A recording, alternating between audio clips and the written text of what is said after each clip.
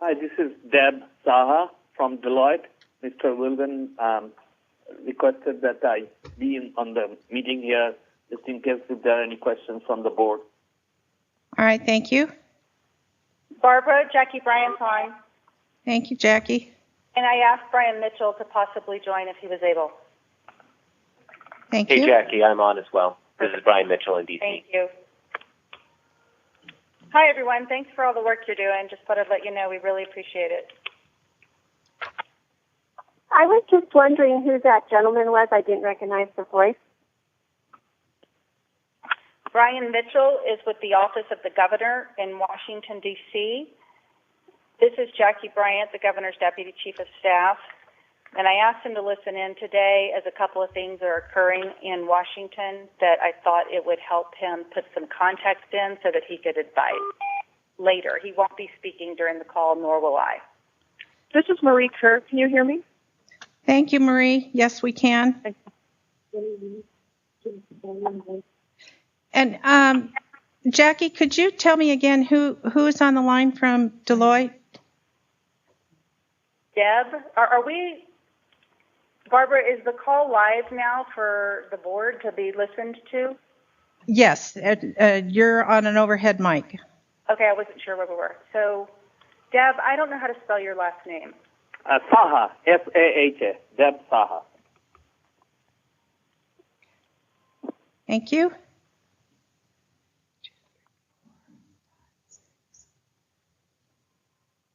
So, and then, do we know if LaVon is going to be joining you?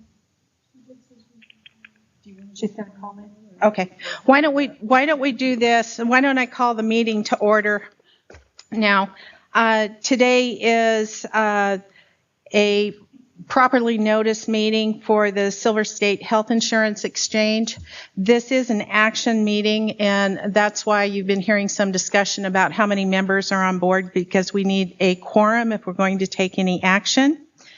I wanted to, for those of you that normally tie in by telephone, I think you noticed in the agenda that we do not have a call-in number except for the board members, because we had such disruptive service over the last couple of meetings where people have forgotten to put us on mute, and it eventually meant that the board couldn't take any discussion or talk among themselves, and so we've decided to shut that ability down. We are not required under the open meeting law to have that. It was just something that we really wanted to have, and we're sorry to see it go.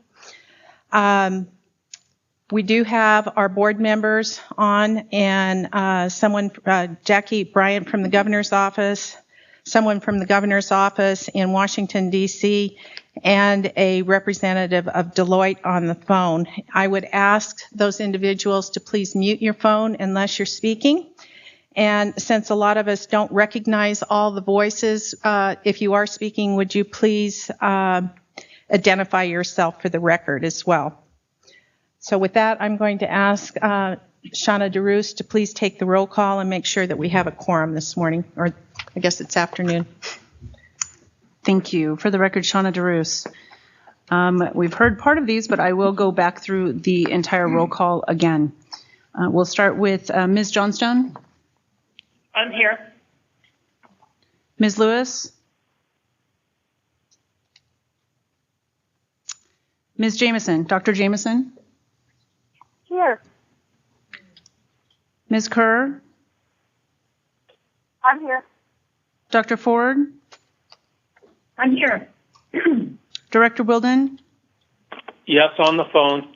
All right. Commissioner Kipper. Here. And Director Molenkamp. Here. And Vice Chair Atkins. I'm here in Henderson. And Chair Campbell. Here. All right. We have a quorum. Looks like we have a quorum. All right. Thank you very much. And my thanks to the board members. This is not a normal action item board meeting, and I really appreciate you adjusting your schedules to accommodate this meeting today. And that being said, we will need to shut this meeting down by 2 o'clock. We do have other meetings that have been properly scheduled for the 2 to 5 o'clock section. So just so people understand if I start to move it along, the reason why I'm doing that. Let's open it up for public comment. Do we have anyone here in Carson City? Thank you. Yes, could I have you, how many people, raise your hands, please? Okay. We have 3 up here north. Can I get a hand count from down in Henderson? We have a hand count of public comment. I see 1. All right, thank you. Let's start here. Would you identify yourself for the record, please? Good afternoon. My name is Tom Zumtaba. I'm the CEO of the Nevada Health Co-op. I sure appreciate you bringing the board together and all the work that the Exchange Board continues to try to do to solve this problem for Nevadans. I'll be very brief. I have about five points. 2 of them first are good points. 1, certainly there are members that are getting served. There's a lot of people that didn't have access to health care before, and they're getting access to good, affordable health insurance, and so we're very pleased about that. Also, the members that are able to get to us are very pleased with the product that they're getting out of the Nevada Health Co-op. The other very positive thing that has occurred is the commitment with the carriers that are on the exchange. The 4 carriers, the 4 medical carriers have made a tremendous commitment as far as the resources that they've brought to the table to try to bring a satisfactory solution to Nevadans. And so I'm new to this industry from a carrier standpoint, and I can't tell you how pleasing it is to see the carriers work together towards these types of solutions. So it's exciting. Some of the hard things are the very difficult problems that we face, as you had testimony on the 13th from a member that had a heart attack and incurred about $400,000 worth of claims. It was pushed over that was our member. So right away, it took about 7 days to get eligibility once that member identified himself. But as we got to the bottom of it, I finally got a phone number for that member, and I reached out to him personally, and he said, I didn't pick the Nevada Health Co-op. I picked another health plan. And so one of the reasons that I'm here this morning, that's a very big problem in itself. But in addition, that member's stuck out there because if he had picked our health plan, we would be sitting advocating to figure out how to cause a solution for him. But he didn't pick us, so we really don't feel like he's our member. So we need somebody on the board to help to advocate for this member, to help him to get a satisfactory solution.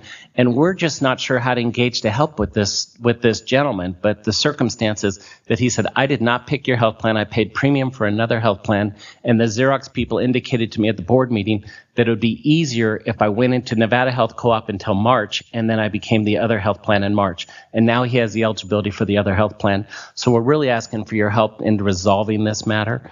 He's part of a bigger problem. He's one of our 3,100 or 3,200 pens. And this pen list never gets enough attention, but these are people who have taken action to enroll, and we cannot get to the bottom of why they are not eligible. And we really need the board to help us to engage to figure out how to clarify this pen list, because these people are out there, and there are many more like this heart attack victim that don't have coverage or should have coverage.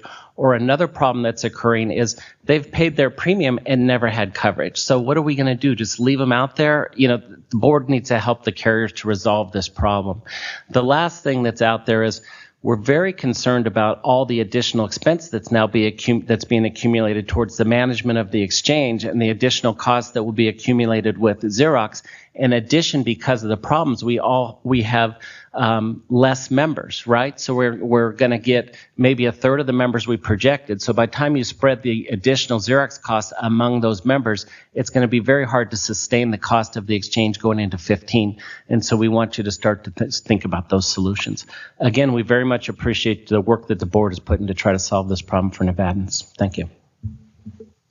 Thank you. Who's the other gentleman? If you want to come forward and identify yourself for the record, please.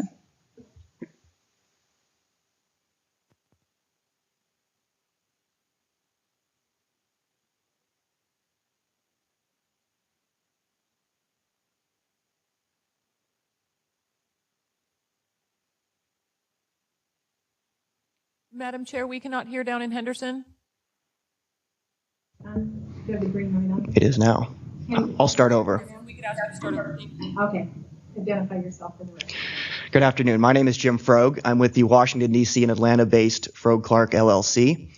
We are a 3.5-year-old health policy consulting company, and I'm here representing the Silicon Valley-based eHealth. eHealth is the largest and most experienced private sector exchange. We've been around since 1999, and have sold over 4 million health insurance policies to people individually and in small groups. I have worked with eHealth in various capacities since 2001. Important to note that 40% of enrollments via eHealth were people who were previously uninsured. So the ability to reach people without coverage has been very, very impressive over these 15 years. Up to 40% of enrollments are people between the ages of 18 and 35, which, as we all know, is a really important demographic to get enrolled. So exchanges are sustainable actuarially. From 2007 to 2012, eHealth hosted over 95 million website visitors. So recently, in August of 2013, eHealth signed an agreement to be a web broker entity, which is a term we'll come back to, with CMS to serve subsidy-eligible individuals in the 36 states with a federally facilitated exchange. Since October 1st, 2013, eHealth has already enrolled thousands of Nevadans, over 400% of poverty level, in ACA-compliant qualified health plans. So how can eHealth specifically help Nevada? eHealth can operate as a web broker entity for eHealth, which is essentially simply a parallel exchange. So in addition to the work you're doing currently, eHealth would be a parallel exchange, also enrolling Nevadans and as an alternative option to the current choices. eHealth ensures that Nevadans, regardless of income, including those subsidy eligible, can utilize a site that currently is only accessible to people over 400% of poverty. I think that's an important point to emphasize, which is right now only people over 400% can use eHealth, but in an ideal world, all Nevadans, including those subsidy eligible, would be allowed to use eHealth or choose any other web broker entity or the current exchange. And a final point to emphasize, there is no cost to the state of Nevada. I know a lot of people come before you and they have great ideas and they cost a lot of money. eHealth is no cost to the state. eHealth is paid on a per enrollment basis by the carriers. So their incentive is to enroll people and there's no cost to you. So with that, I'd just like to wrap up. I want to make those points. I believe you have a 3-page summary in your packet, and I'm happy to answer questions now or later. Thank you very much for your time. Thank you for your public comment. Ms. Atkins, I'm going to let you have your public comment down there, and then we'll bring it back up here. Sure, Mr. Bassich.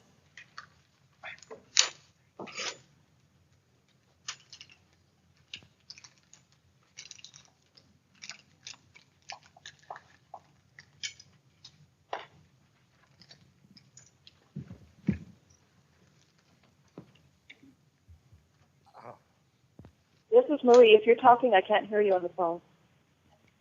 No one is speaking yet. The gentleman's coming to the testimony table in Henderson.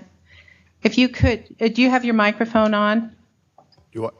Yeah, Hello? we can hear you. Do you want to identify yourself for the record, please? And Yes. Okay, thank you. Oh, yeah, I'm sorry. Hello? Hello, Mom? Yeah. Okay, my name is Lawrence Bassich, last name, or Basich. Any way you say it is fine.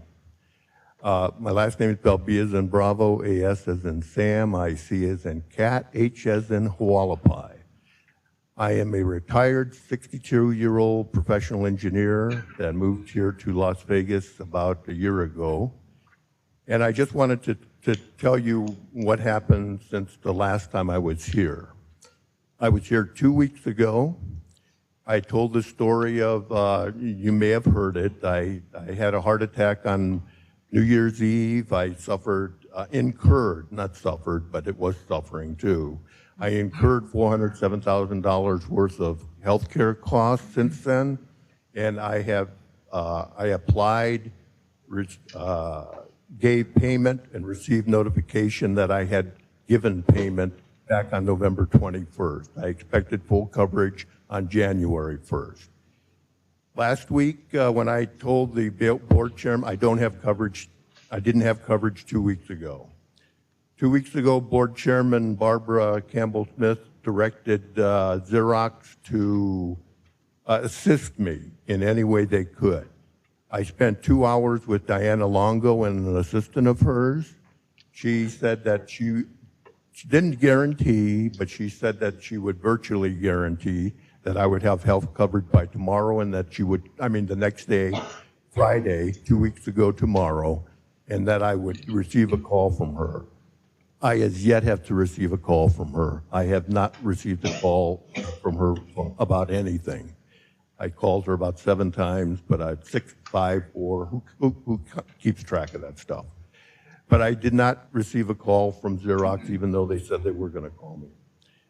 Now, 2 weeks, then just this past Monday, Laura Rich called me, and she said that, Larry, we're working on your problem right now, and what we would like to do is we believe, and Laura, this is the way I understood it, that I was to be covered by Nevada Health Co-op on January and February, and that I would start coverage on the plan that I selected, Nevada Health Plan, MYHPN Silver 1, starting March.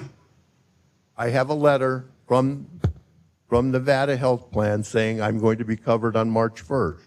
Unfortunately, I incurred all my $400,000 plus health coverage costs from January 1st to now. Now, right after I called, I talked to a gentleman, and I appreciate him calling, Tom Zumpabell, and Tom, it was nice to see you. And Tom, everything Tom said was right, and what he told me was that he understood that my plan was supposed to have been covered by HPN from the very beginning, and that's correct. That's the way that I filed my application. So I understand what Tom was saying. Now, what I want to do right now, and all I want to do to close up, is say this. I've been a professional engineer for 30 years. My record is impeccable. I have been a contract monitor. I've been a contract official for 30 years on difficult, complex engineering contracts. If the state of Nevada has a need for somebody who knows a little bit about contracting, I raise my hand. Now, I don't want to go to the bathroom. I'm raising my hand because I can help. If you need help, I think I can help you. I'll do it for nothing. I'll do it for the satisfaction that nobody in Nevada will suffer the way that I had suffered. Thank you very much. Mr. Bassett, I can't tell you how... Sorry, I don't know who's talking. This is Barbara Smith Campbell. I'm the chairman of the board. And yes. I cannot tell you how sorry I am that you've had to go through not only your physical ailments, but the emotional stress that this has caused over the last couple of months. I have asked Xerox to report to us today with respect to where they think you are in the system right now, because all of us want this resolved as quickly as possible. I really appreciate that you have a little bit of sense of humor through all of this. You're a wonderful gentleman. And thank you so much for coming back again. I know how difficult this must be for you. We will get this resolved. I wish it was yesterday. I hope we can do it today. So thank you for coming forward. Well, I want to tell you, Chairman Smith Campbell, that Laura Rich came to me before the meeting, and she offered me all the help that she could possibly give. I'm hoping to get it, and I'm sitting here, waiting for receipt. Okay, well, thank you very much. Thank you again. And I will be checking, every other day, if not daily, on the progress of what's happening with you. Thank you. Thank you. We have public comment here in Carson City.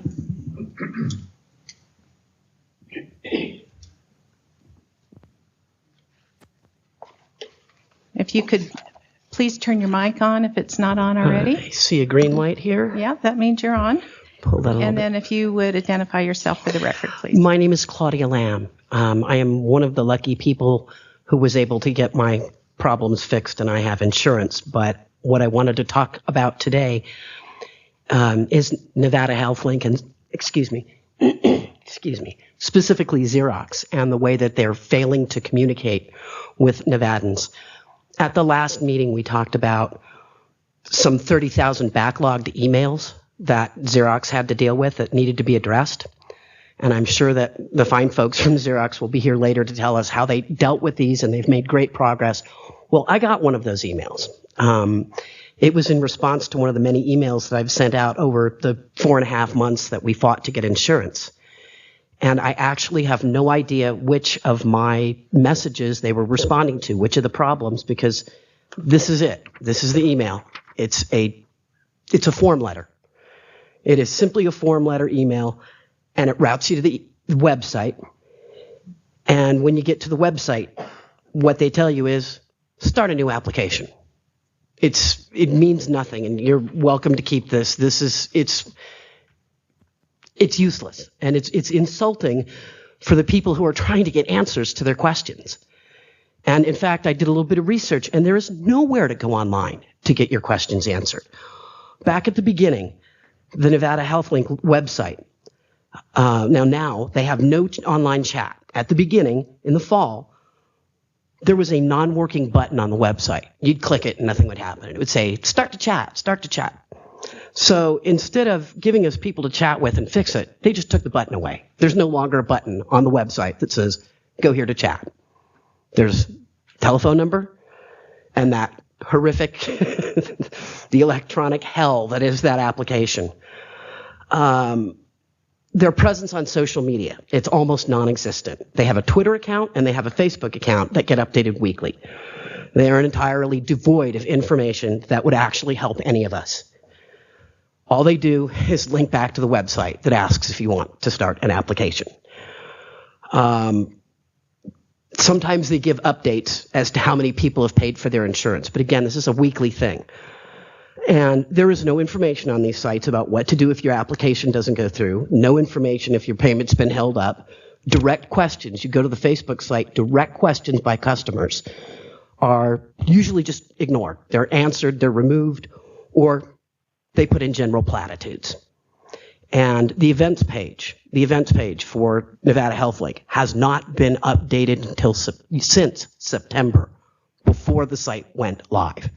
You go on there are 5 things on there, 6 of them on there, 5 of them are from 2012, 1 of them is from 2013, and nothing, as interesting as it may be, about these meetings. Nowhere on any of their sites, not on Twitter, not on Facebook.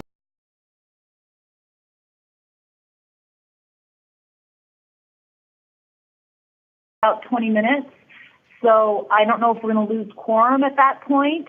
I think we're okay. I think there's at least 4 there, correct? Yes, we have enough for quorum when you have to leave, Dr. Ford, and I appreciate your taking the time today. I know it's hard with your schedule. Thanks a lot. I'll let you know. I'm still here. All right, thank you. And then, Mr. Roos, who is going to make the Xerox presentation, or can you assist me with that? Sure. I think we have several people that are going to be making part of the presentation today. I think we have Kristen Baca and Greg Vidiello in the South. I see them there. We have Bill DeLange I see here, and Judy Fellhaber. So I think we see Greg and Kristen going to the table in the South, and we can start there.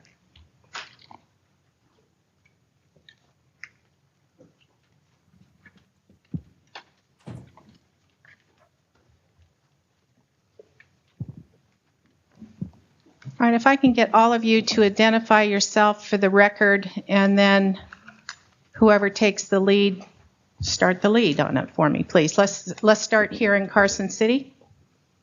My name is Bill DeLange with Xerox. Okay. I'm Judy Fellhaber with Buck Consultants. Okay. And down in Henderson.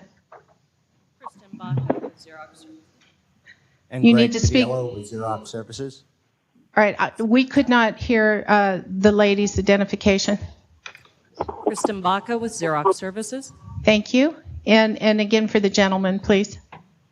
Yes, Greg Vidiello with Xerox Services. Okay, and if you keep that mic that close to you, we really can hear you very well. So thank you.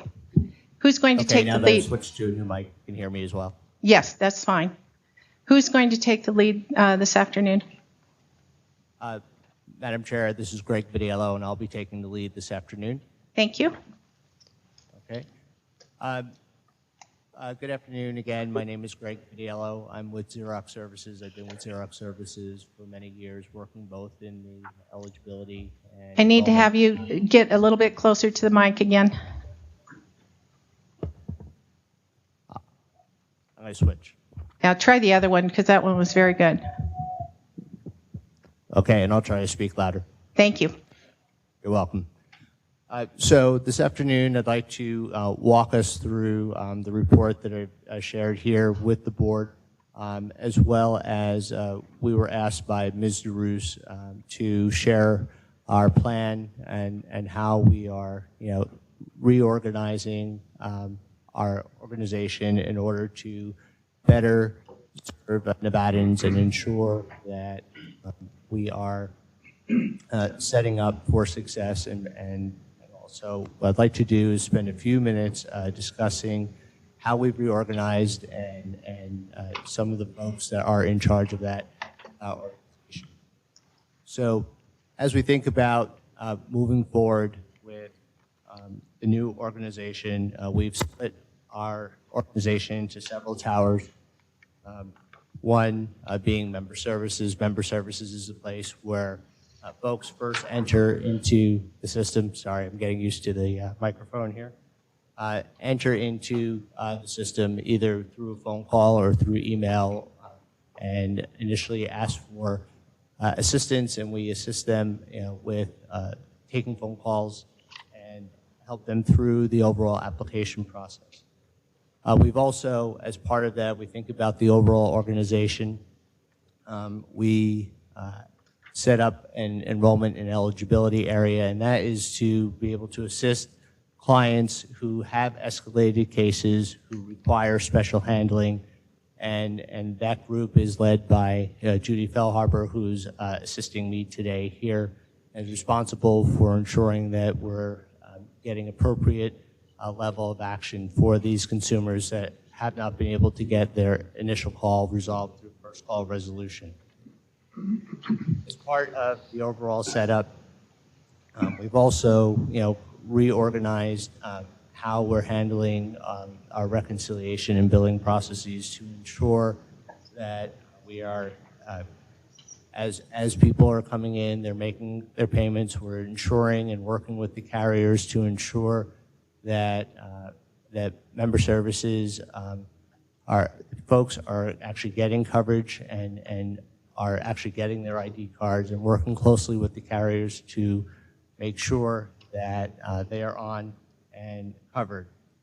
In addition to that, we're working within our cash and finance management side to ensure that when payments are received, that those payments are being sent over to the carriers timely, and working with the carriers directly to ensure that if any payments are not received there, that we can reconcile and make sure that there are no issues with people not having access to coverage. And I realize that there are still some issues with that, and we're continuing to work with them and setting up one-on-one direct meetings with carriers to make sure we can work through those issues.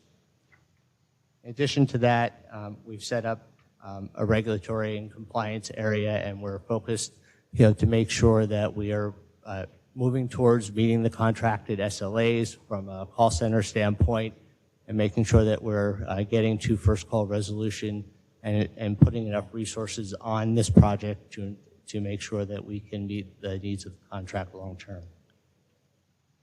So that's just a quick view into how we've reorganized. Are there anything else that you'd like to add, Kristen? I would. So this is Kristen Baco. But what's important about this structure is that what it helps to do is to flow the information from a member services from the time it gets in, either from a call or the portal, all the way through to effectuating that member with benefits. And this tower structure allows us to have areas so we understand the daily metrics. We turn around things that are aging inappropriately. We set daily productivity requirements. We have upper and lower control limits in certain areas, such as If pending gets too high, how do we get the visibility? How do we pull more people in? So this structure has been in place for about 3 weeks now. And every day we have a huddle call in the morning to reprioritize if we had any escalated issues from the day before. Allows us to understand some of the key points from the different tower structures, and if we do have anything new from those tower structures, how we can modify those appropriately. We have technology leads within each one of the towers, so if we have technology issues or problems that we need to escalate or get updates from, it allows us to have very smooth communication plan and understanding of where they are within those each of those issues. We do have, as you can see from the organization structure today, we do have people that we are recruiting in some of the areas. However, we do have leads over each of the individual.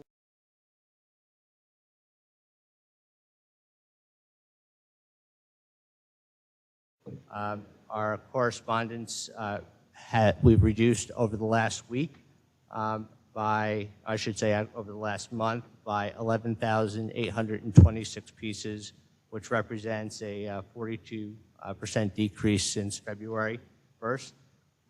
We've continued to make weekly improvements to the website.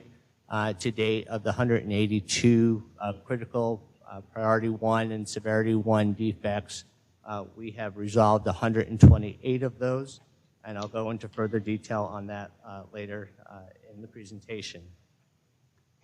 And also, I believe you're aware that we did set up a special fund to assist consumers with the prepayment in situations where they should have been enrolled and carriers may not have them represented, and we're working to hold the consumer harmless and ensure that they're getting enrolled as quickly as possible. From a carrier management standpoint, we've had 480 escalated cases since 122, and we're continuing to work those down as they come in. We have a special team, as we reported last week, set up in Carson City, and that's operated and run, overseen by Judy Faulhaber, and she's working with that team. We've relocated some of our representatives up to Carson to assist Judy in making sure that we're responding to consumer issues quickly. And we're continuing with our ongoing work with the carriers to develop further outreach campaigns. Turning to the next page, this is just a high-level overview of the enrollment campaigns that we're working towards as we continue to work towards driving up enrollment in the program. Just to quickly go through this, we had previously reported that there have been 397 hits to the Nevada HealthLink website. Account setups. Of those 397, 219,000 had started an application. Of those, 102,000 had actually completed the application but did not actually hit what we call the sign and submit that kicks off the remaining processes to determine whether or not they would be eligible. And of that 102,000, 53,000 actually actually went through the sign and submit process. So we are targeting campaigns around each one of these areas to go after and try to find these folks who did come into the website, did express some interest at some level, and try to get them to come back into the program and work with them to help them gain access if they're still interested. In addition to that, we are working with individuals who did get through the entire process of eligibility and selecting a plan and have stopped at the point of making a payment, and we've done a special outreach campaign, which we'll discuss a little bit later, to go after those individuals to try to encourage them to make the payment if they're still interested. On this next page, this highlights the marketing campaigns that we're doing. Just some of them, this may be hard to read for some, but as you can see here, there were several campaigns that were conducted between February 23rd and February 28th, which will be through tomorrow, and identifying and it's through sending out emails and letters to these various populations. And we'll continue. We have several campaigns that are set to kick off on Saturday and Sunday, March 1st and 2nd this week. And again, that's going after the targeted populations that I showed you on the slide. Down below, there are some other outreach campaigns that we will be working with the carriers. We are still putting those campaigns together, so we haven't put in yet a targeted date to kick those off. But we'll schedule that, in working with the exchange and the carriers in order to make sure those get moving in a timely basis. All with this focus on trying to drive enrollment up beyond the 19,320 that we have today. On the next page, here's just an example of the tracking that we will be doing from the various enrollment campaigns that we're doing. And this, although it may be a little difficult to read, shows 2 email campaigns that we did complete last week. And so far, the success rate as far as the delivery from the email side has been 90% of those that haven't been kicked back yet.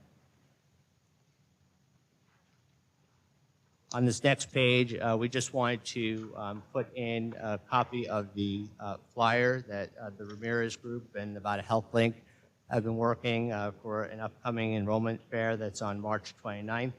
And Xerox will be in attendance there with Ramirez Group to provide any assistance in helping people who are interested in applying and enrolling.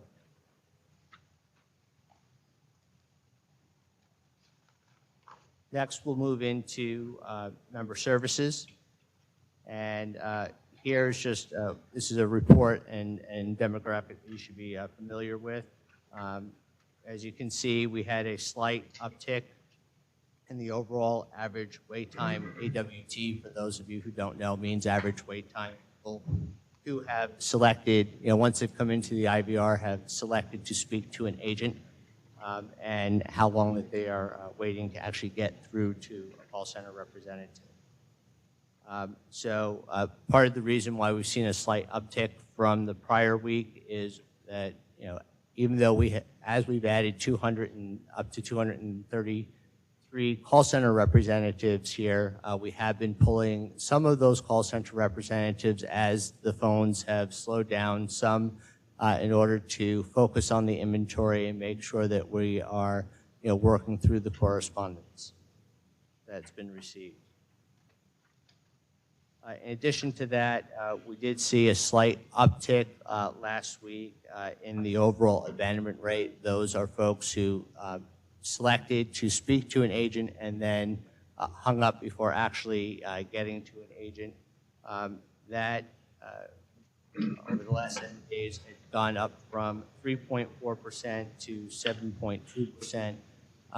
Part of that, again, was we did pull some folks to form those working through the inventory backlog.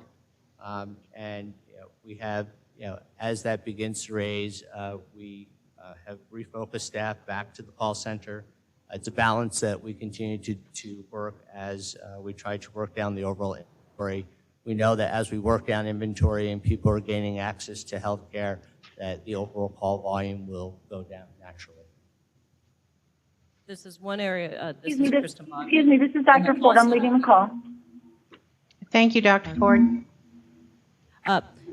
the call center, we did set an upper control limit. If our abandon rate reaches 7%, we do start pulling in individuals from inventory back on the phone so we can maintain less than 7%. So we do have our standard practice in place to make sure we monitor, and that is monitoring real time as it spikes during the day. person. Madam And Chair, then are you just, open for questions or hold them till the end? You know, Mr. Wilden, if it's all right with you, let's hold them till the end. Thank you. Thank you. May I continue? Thank you. So on this next page, there are two graphics here that I'll spend just a moment speaking of with regard to the call center. One was the call abandonment rate. As you can see here, we again are towards the end of the week here, we've trended back down to under 1% from an abandonment rate standpoint. So we're continuing to focus and make sure people are on there. Just like in every typical call center, Mondays, even though we're open 7 days a week, Mondays tend to be a heavier call volume day. And so we focus our staff on Mondays to take phone calls. And then as the call volume decreases over the course of the week, we put more people off the processing. One of the areas that the board had asked us to look at last week was first call resolution, and those are people who are consumers who are calling into our call center and having their issue resolved first time when they're speaking with someone. We did poll, run queries through our customer relationship database. At this point, points to 89% of calls coming in are getting resolved the first time. Now, I understand there are many issues that are being escalated, which Judy and her team are working with, and so this suggests that 11% are those cases that require additional assistance, and we've put our additional resources there in order to be able to handle those issues as they arise. And we'll continue to monitor this and continue to test it and make sure that it's accurate and continue to work on that. The next, under member services, on the next page is correspondence inventory. And this is to demonstrate the progress that we're making there. The information on this sheet here is reported through February 24th. I know I quoted you a number earlier about a 42%. That number I'll speak to as well as through yesterday. So just from a reporting standpoint, that's where you'll understand the differences. So in here, just a brief description of the report. It indicates the inventory that we have had on hand from a backlog perspective for email, letters, fax, and cases really mean phone calls that came in and required further follow-up. So that's when we say cases, it's the actual incident that was reported in our system and requires somebody to do follow-up. So as of the beginning of the month, we started off with 32,347 incidents or documents that required work. And at the end of February 24th, we were down to 23,891. You see here at the very bottom here below, there's pending a member response. Part of the resolution count there is that 3,565 are folks that we actually made contact with. We did attempt to resolve their issue, and now we are awaiting the member to respond back to us on something in order to be able to complete that case. So, and if I might interrupt you just for a minute, there is that page 10 has a new page 10 that I believe that we posted and got out to members. Under the cases backlog, there was a mathematical error. So you should be referring to the new one that was sent out to board members as a single page only.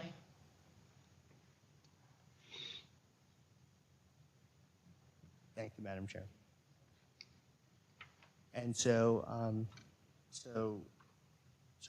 at this point, we are down to 23,000 items. We are continuing to focus our efforts on that 23,000, and we are working to reduce that backlog quickly and are on plan at this point.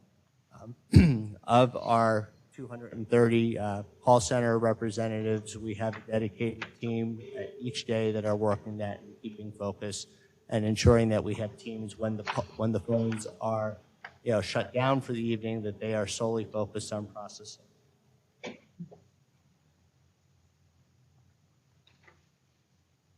Next, I'd like to, as part of member services, move into what improvements we're making from a system standpoint.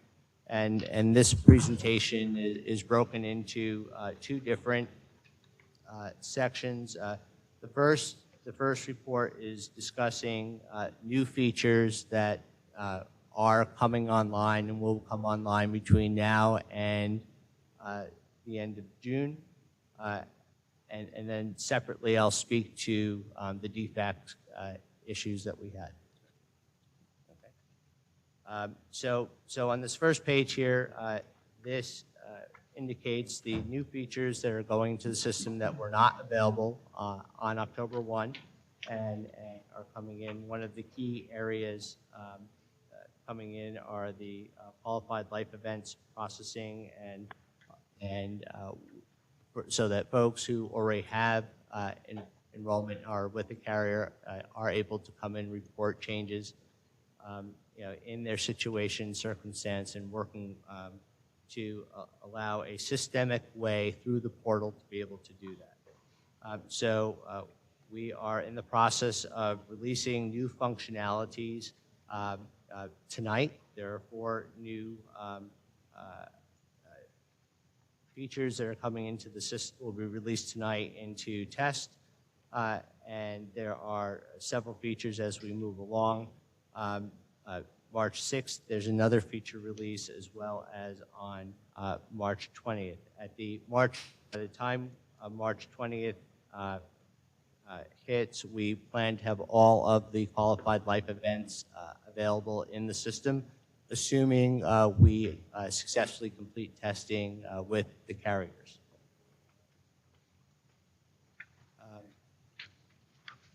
Moving on, focusing on other website improvements.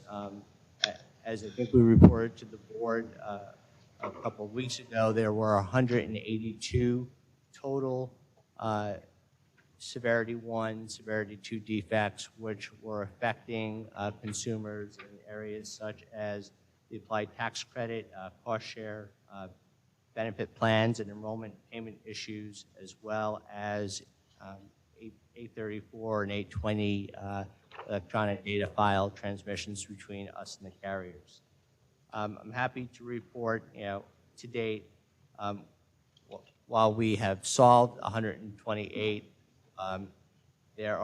we actually have, of the original 182, we've resolved 115 of those and have a plan to resolve the remaining of that original 182 by March 14th, and we are on track and on plan. Just to be clear about the difference here between the 115 and the 128 I reported on an earlier slide, it's important to understand that every day, as new issues arise, and that rise to the level of a high severity or high priority, we continue to review those new issues as they come in, continue to look at those against the other issues that are out there and reprioritize when needed. So the 115 number here that I'm reporting is strictly talking about from the original 182. That's what's been resolved. And as you look across this report, you can see that by March 14th, we plan to have all of the original defects resolved, and you see a slight uptick as you move into the March 21st and March 27th.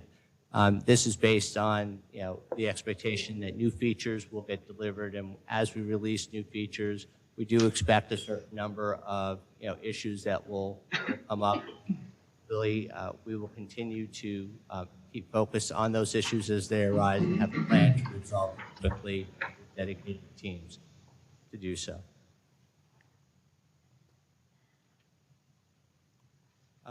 Next, I want to spend a couple of minutes discussing overall the progress that we're making from a billing and reconciliation standpoint. As we indicated earlier, we continue to focus our special case management team to resolve the escalated cases. And I alluded to earlier, we've set up a process for performing a prepayment if needed for a consumer who may have fallen through the cracks or may not actually have the payment received by the carriers. We set up a special fund, and we did have a customer who qualified for that, and we did make a payment of $300 in order to get that consumer and get them on with the carrier. I understand from speaking with Ms. Fellhaber this morning that we do have another case that will fall into that situation, and we'll continue to review as these escalated cases come through. We'll continue to review and figure out where we have to make special accommodations for our members. From a reconciliation standpoint, we continue to reconcile accounts and implement new controls based on our review and feedback that we're getting from the carriers each day. And as we review the 834 and 820 and ACH file reporting, we are putting in controls to ensure that cash receipts and disbursements are happening daily, ensuring that when we say we send out a payment file to the carriers, that it's actually going, and quickly identifying and following up to fix any discrepancies that occur. This next one, just we are in the process of transferring and taking control of the bank account for this, and that's estimated to be completed by March 10th. One of the important things to report on is invoices. I know this is an area of concern for all. With regard to the invoice generation, the March invoices, there are still 661 initial invoices remaining for folks who were initially determined eligible and now need to make their first payment in order to gain coverage. And there are remaining for just the March invoices for folks who are already on have coverage. There are 1,447 that we're still working through to resolve. Here I just listed some of the action steps that we're going through in order to resolve each of these and make sure that our members are receiving an invoice to react to. And some of the issues that we've had, where most of the issues seem to come in with actually getting the invoice out and ensuring it's accurate, has to do, one, with the applied tax credit, and we are continuing to review that to make sure that that's accurate and send out a correct invoice to the consumers. As well as there are some issues where we've actually reached out to the member, and when we tried to take their ACH funds from their bank account, there was a non-sufficient funds issue, and we are working with those members in order to resolve those in order to ensure that they get covered. Greg, I don't mean to interrupt you, but we've got an hour left in the meeting, and I know everybody's got copies of the next 2 points that you wanted to make. Is there anything in there that you want to elaborate on before I open this up for questions from board members to you? The only thing I would say is regarding the next generation of invoices for the April service month, we have a plan in place in order to make sure that those go out on March 10th as expected. All right, let's open it up now for questions or comments from board members to, I guess, any one of the Xerox participants here can help answer the questions. So let me start on the phone first. Is there one of the board members on the phone? I think Mr. Wilden, you had a question a few minutes ago. Yes, Madam Chair, I have 2 questions. Thank you. Can you hear me okay? Yes, it sounds great up here. Okay, on page 9, I have a question on first call resolution. This is an issue I raised last week, and I want to know how first call resolution is determined. Is it simply that they didn't call back a second time, or is there some determination that there was actually a resolution of their complaint? My second question is on page 10, which deals with the correspondence inventory. I've been in Las Vegas the last couple of days, and I am hearing rumors, and I just want to chase the rumors, that there is a backlog of a couple thousand applications that have not been input into the system. So is that somewhere in this correspondence inventory, or is that a rumor and not true? So I'll take the first question. This is Kristen Baca. On the first call resolution.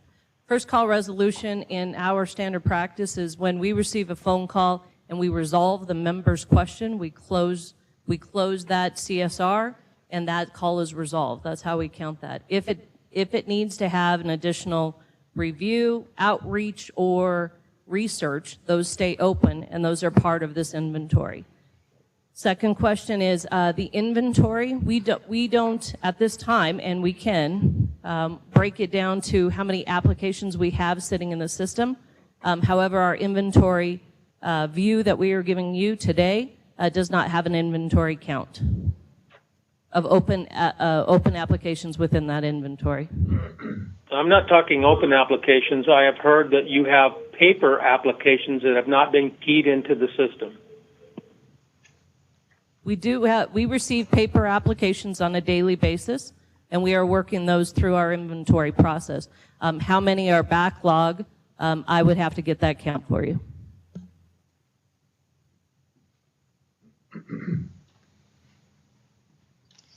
Any other questions from board members on the phone? Madam Chair, this is Leslie Johnstone. Yes, Ms. Johnstone. On slide 5, it looks like in the total opportunity population of 705,000 that's got a duplicate count for these target campaigns that are listed. Last week's report had the total at 489. Is that correct? That's correct. So on this, again, is Kristen Baca. On the marketing campaigns that we have put in front of you, we have additional, additional campaigns that we'll be working on weekly. So this population will change on a weekly basis as Mr. Bill DeLange and myself work on enrollment campaigns. So last week, I believe it was 485-ish. This week, the total population or the people that we're doing outreach for at this moment is 705,000, approximately. So how many people are we trying to reach? 500? We have someone on the phone that needs to put their phone on mute.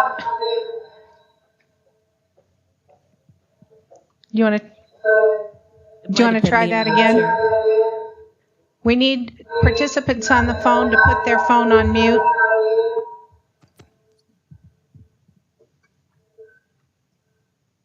Madam Chair, I have many questions.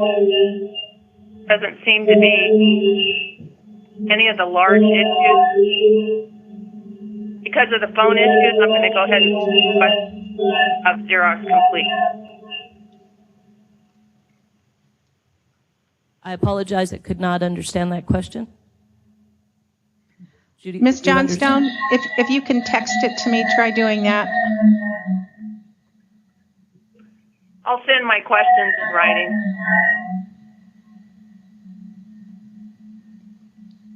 To close it out, I think that one of the questions that you had was, what is our total population that we're trying to go after? We continue to look at all of the different places within the system that individuals have either hit the link, have either shopped and compared different plans, and we're doing targeted campaigns to many of those different levels and demographic areas. We do have millions of hits on the account, but we're taking targeted campaigns in slide 4 are the campaigns that we're currently going after today. I'll try one more question. I asked to see the correspondence on these targeted campaigns last week and haven't received anything. I would to see how they're being presented to consumers. Madam Chair, I will send those over right after this.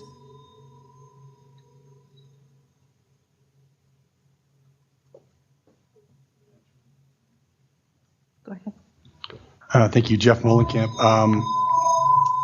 Okay. Leslie, do you want to put your phone on mute if it's not on mute? It is. Okay, I'll Madam try. Chair, we think there was that was something that happened down here, and we think it's been resolved. Okay, I'm going to give it a go.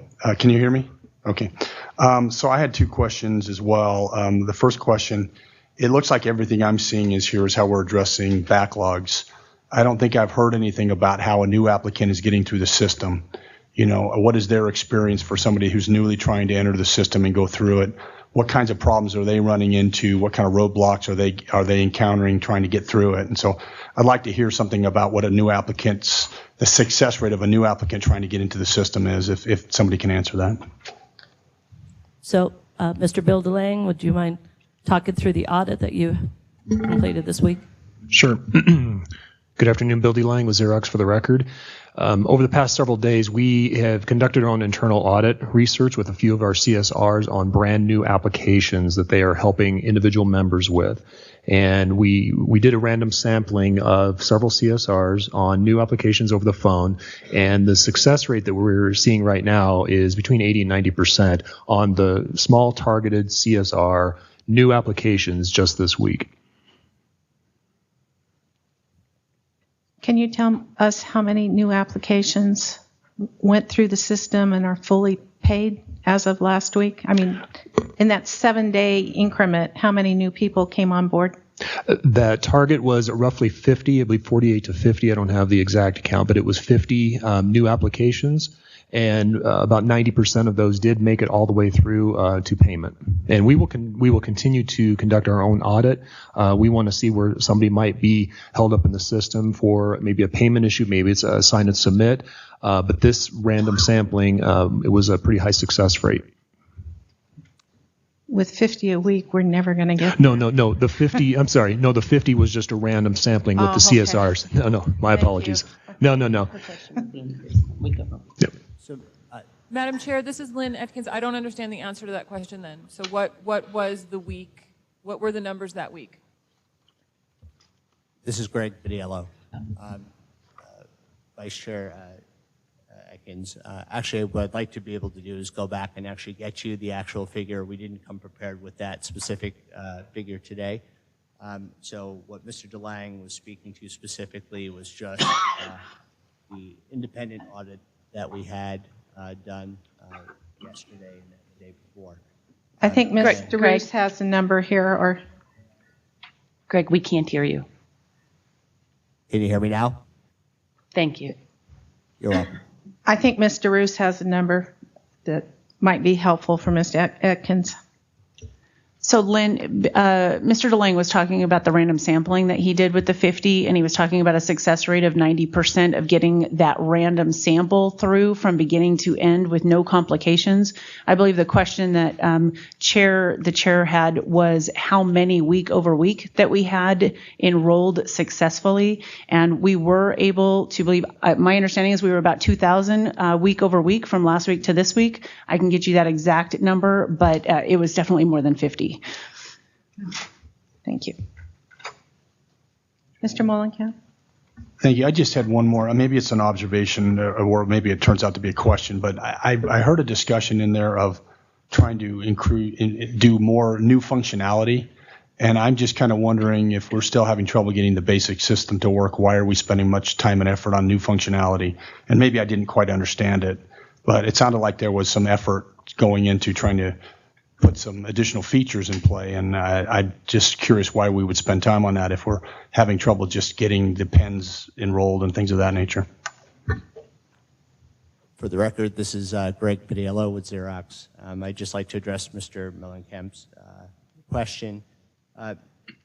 Mellencamp, we have two two groups of folks working on the system, and I tried to discuss that based on the two slides I presented earlier. One, when I say new features, I mean features that were contracted for and things that should have been delivered as part of the overall scope of this system. And so when I'm referring to new features, I'm just discussing the features that are still needed to ensure that the exchange is operating as expected and the portal is operating as expected. And so these were things that we worked together with the exchange to defer at go live and are now focused on delivering and ensuring that they're in order to improve the overall consumer experience. Mr. Mulligan, was there? No, thank you, Madam Chair. That sounds to me that that's basic functionality that should have been delivered to begin with, so thank you very much. Okay, thank you. Ms. Atkins, questions from you? Just a couple questions. Madam Chairman, I had a question. Florence Jameson. Ms. Jameson, may I come back to you after we have Ms. Atkins? Oh, yes. Do you have to sign off before 2 o'clock? No. All right, thank you. Ms. Atkins, will you proceed, please? Thank you, Madam Chair. I think I just have a few questions here, and again, I might not understand. It looks like for February, it looks like about 30,000 calls came in based on page 8, and then on page 9, it's showing I don't know, 85% first call resolution. Am I reading, are those numbers to be read in conjunction with each other? And if so, what has happened to all of these people because they have not gotten health insurance? So how do those numbers what do those numbers mean?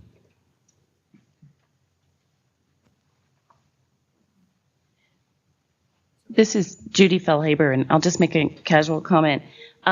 Because we get a call does not necessarily mean it's a complaint. And it does not necessarily mean that call, it could just be searching information. So a first call resolution doesn't always turn into an application. So when we're looking at the number of calls that come in and trying to relate that to enrollments, we could have a member call us 5 times on 5 different issues. So it's not a direct correlation, I believe, to applications. So do we, I'm sorry, go ahead, I apologize. I was just going to say, if I understood your question correctly. No, you did. So do we know the number of applications that were taken on the phone for February? We do, but not get that for you. And I guess my follow-up question is, were all of those successful applications, or do those fall into the sample, the 50 sample where it was 90% of them went through the first time? I guess, kind of where are we really in February? I still don't think I get a sense of the smoothness of what's happening.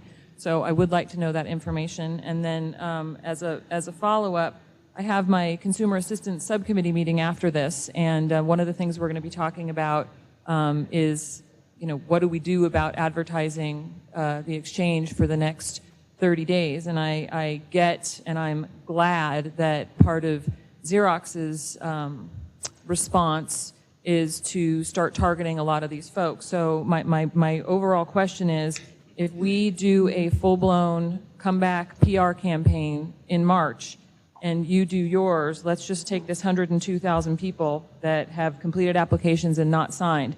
If all of them come to the party next week, are 90% of them signing up? I mean, is that what we're talking about? So, Ms. Atkins, that would be the hope that a large percentage of those folks will come in and complete the process. I think what we'll have to see is, and I think we showed you a slide where we are reporting on the success at least of reaching, and we will take an action item to, as we send out those, try to tie that back to who successfully gets through the process and indicates that their continued interest in the program. So I think that's really what you're asking us to do. I can't give you a specific answer right this moment about that 100,000, but I think if we can show some way to report on it, that would help, or it also help future decisions in how we go about outreach. But Lynn Atkins for the record, but it sounds like that's not really possible. It sounds like either the system can't handle it or the call center can't handle it, and that.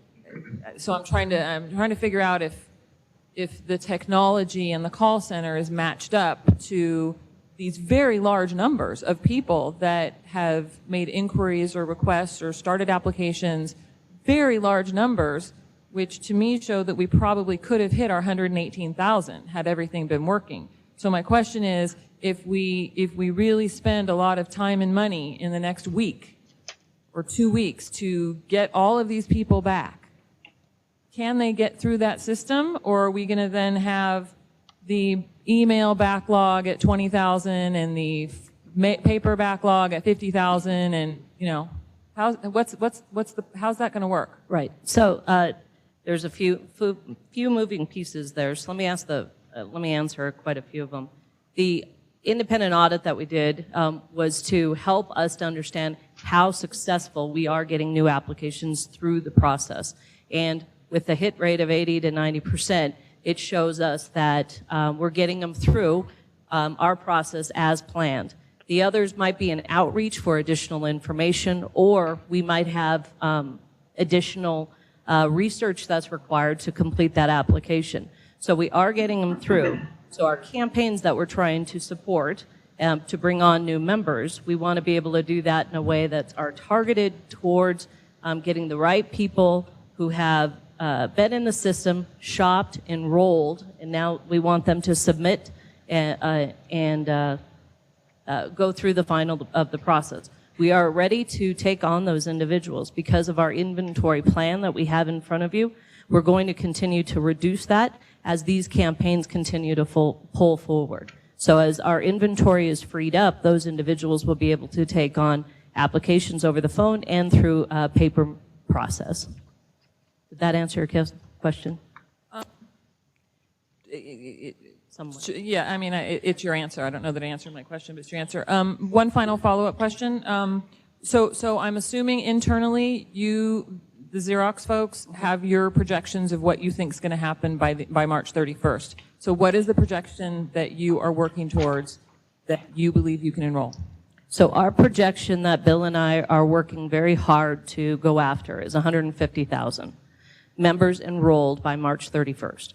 And we are as you guys know, we are currently standing at 19,000 today. So we have the targeted campaigns that are going through are very specific to people who have been on the website and shopped and enrolled, and we want to get them through the remainder of the process. For whatever reason that they left, or if it was a system issue, we want to take them that step further. That is our goal. We're pushing towards that, and our campaigns are targeted for that. I don't have any further questions right now. Dr. Jameson? I was just a little confused when they talked about their 90%. When he was presenting that, he said something about call. And I was wondering, is that 90% on call, or if we go, someone goes through the HealthLink site, the producer or other people, they get 90% as well now? That when they sign and submit, they're getting 90%, that huge rejection rate that was going on in that route, in that avenue? Is up to 90% improvement? Is that what we're saying? Dr. Jameson, for the record, this is Greg Padiello. Can you all hear me? I think I'm using a different microphone now. So when we reported, to answer your question regarding the average consumer going through, I believe that the average consumer is probably not hitting a 90% rate, to be honest and at all. Our staff and even some of the navigators are more successful at moving through the portal, and they go and apply because they're using the system with efficiency. And our staff know where applications and issues tend to arise as they take a consumer over the phone through the application process, and they know how to work around that. Now, from my perspective, that's important information as I have responsibility for ensuring that the web portal continues to improve, and we look for ways to improve the experience for the average consumer who's out there coming into the system one time, hopefully, and trying to apply. Our folks know how to work through those issues as they come up, and you know, we're working with the exchange and with our development teams to take that knowledge and take those tricks, in a sense, to work through and ensure that those processes are being built in to make the experience for the average consumer better as we move forward. Thank you. We have Commissioner Kipper has a question. Good afternoon, Mr. Menial. For the record, this is Scott Kipper. I think I heard you mention that you had created a regulatory/compliance group, and if that's the case, is it safe to say that we could reach out to that group to create a liaison with the Division of Insurance through contacts that could be provided by the exchange staff? This is Judy Fellhaber, and I will be managing that tower. Okay. And the answer is yes. We certainly would like to have relationships and open communications with all regulatory bodies. All right, we're moving closer and closer to 2 o'clock here. I want to make sure, have all members had an opportunity to ask their questions? Madam Chair Lynn Atkins, may I just make one final comment? Yes. I hear what everybody is saying, and I hear the numbers, and I hear the testimony.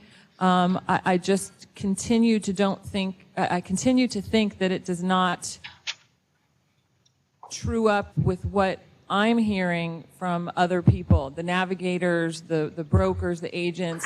I think we had this discussion last time.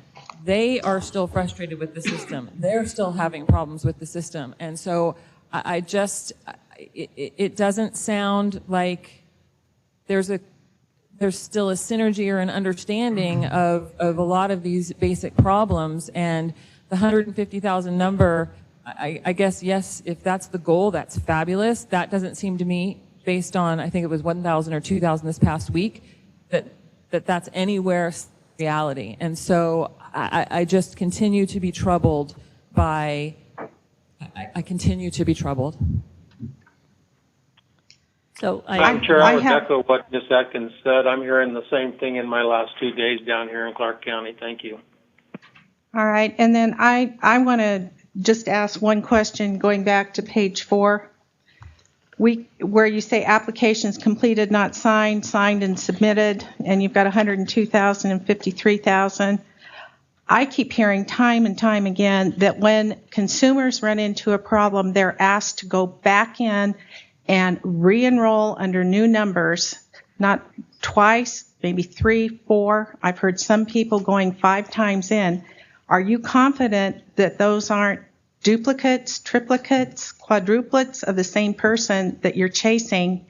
In my calculation, we've still got about 475,000 uninsured that could access Medicaid and or go through the qualified health plans offered by the exchange.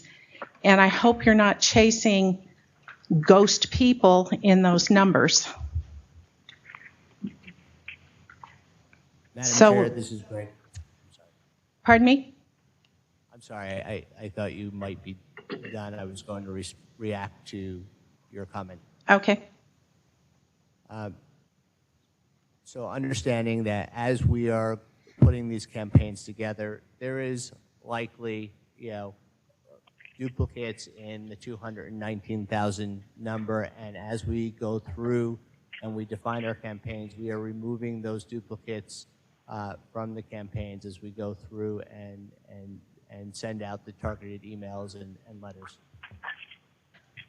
Don't misunderstand what I'm trying to say. I want you to succeed, but the viability of this exchange and the viability of the 4 qualified health carriers that have signed on with this is dependent upon those enrollment numbers coming up. So I just want to make sure you're focused in an area when we know that there are 400,000 plus still uninsured out there, that we're chasing the right target. with that, I'm going to close this agenda item. I know some people are trying to make it to the airport for other flights out of town. Unless I hear from board members that we need to take a quick 5-minute break, I'm going to proceed on then to item, is it 5 or 4? Item 5. Okay, we'll bring 3 back at the very end, which is the implementation of a recovery plan. And that is item 5 if you're on the website. And Mr. Roos, are you taking the lead on this? Thank you. I am. For the record, Shauna DeRoos. The purpose of this report, and in the interest of time, I'm definitely not going to read it to you. I think everybody on the board has had a chance to look this over. We have had several requests from board members to look at the different options that are available to us. Everything I think we've heard in the past few weeks from, do we go back to the federally facilitated marketplace? Do we bring in outside contractors? Do we look at contract termination options? There are so many different things that we can do. We certainly do not have the entire universe in this particular document. We have put 6 options together. They are the top 6 options that we could come up with, and I will quickly go over each of them. And if I start to go too fast and you have a question, please let me know. Again, the board in the past, they've created the Insurance Exchanges Strategic Plan, and we all know that that plan was to get people enrolled, to get them the health care that they needed, and to do it in a transparent marketplace. We have had a difficult time doing that, and in the past few weeks, we've also heard that we lowered our 118,000 goal to a 50,000 person goal, and the confidence even to hit that 50,000 wasn't very high. We've heard today that the goal may be at 150,000 on the Xerox side. We also heard from board members that we wanted to maintain that $118,000 goal, person goal, and not lower it artificially because we felt that that was something that we could meet. What am I doing with? Okay. Excuse me. We currently have less than 20,000 individuals who have successfully paid and been transmitted to the various carriers on the medical plans. We have looked at between 1,000 and 2,000 members per week. With only 4 weeks left, you're anywhere between 4,000 and 8,000 individuals. So to look at actually hitting 150,000 or even 118,000 people in these plans definitely is a huge target, and it's a huge undertaking, and we're just not sure if we can get there. So the board had requested that the staff members develop I think it was called a disaster recovery plan. We're calling it here an implementation recovery plan because we actually do have a disaster recovery plan in the case of a natural disaster that has been posted. So we wanted to keep those very separate in the public view. So option number 1, we've discussed this previously, become a federally facilitated marketplace. Even if we were able to go to our federal partners and say we want to join that federal marketplace, this again would take time. With the amount of time left until an October open enrollment, we would be looking at a tremendous amount of work over the summer, which we're going to be doing either way, and we are not we are not absolutely confident that we could actually have that federal marketplace in place for the second open enrollment so that Nevadans could go through the application process through that federal marketplace. So while we could do this, it would definitely take time. And again, the healthcare.gov, while they had their issues early on as well, if you recall, they shut down for the month of November. Part of the issues that we have was they came back very, very strong in December 1, and so many people came back to Nevada HealthLink at that time, and we had a tremendous uptick in the problems that we were having at the same time. In addition to that, on healthcare.gov, we've heard about 2 million people who have enrolled, but we are also hearing some things about the back-end processing that may not be in place. We've heard about appeals that are sitting there. I read an article the other day about 20,000 appeals that were sitting there, and they weren't quite sure what to do with those. They don't necessarily have their payment processes in place. They don't necessarily have their qualifying life events ready to go as well. So some of the stories that we're hearing is that they're very similar in the place that we are as well. So because that development process is definitely not transparent to the states, that's something we have to look at when we say whether or not Nevada wants to go in that direction. So option 2 is to allow Xerox to continue to implement the project. We've heard today that we've had some successes. We are gaining ground. We are gaining momentum. We've heard today about the towers that have been put in place and new consultants that have been brought in to look at the different areas that need improvement. How can we streamline these? How can we reach our constituents? How can we affect these people and get them enrolled in healthcare?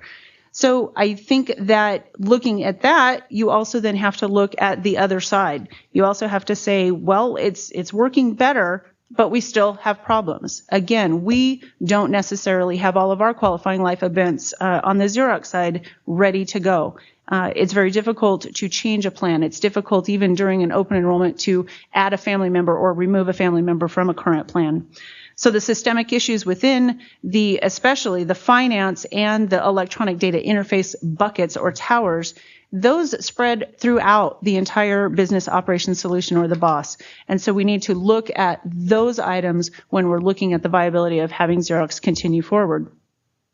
So while it's working better, it definitely still has problems. Option number 3, internal project management and analysis. Now, this is the Department of Health and Human Services. Mike Wilden is an ex officio member of the board. You've heard him today. He has offered to have some of his team, and also the Department of Administration. You have Jeff Mullenkamp as ex officio member of the board. He has offered to have some of his team join with the Xerox staff to create an internal oversight committee. And what this would allow us to do is to have specific team members assigned to each of those towers that Xerox has told us that they have created. And the nice part about that is that then our internal staff, our state staff, is working as a team to come back and report to the board exactly what is happening. They're viewing it. We're not getting the idea from someone else. We're getting firsthand knowledge from our own staff that they can tell the board what is happening and what may need to change going forward. They can come back and do this on a weekly basis. So the cons on this is that, again, it could be short term. Some of these people do have other jobs in the state, and while it is definitely generous of Mr. Mullenkamp and Mr. Wilden to bring these people forward, we do need to look at the long-term viability of staff having to juggle their workload. Option number 4 is an external analysis of the entire system.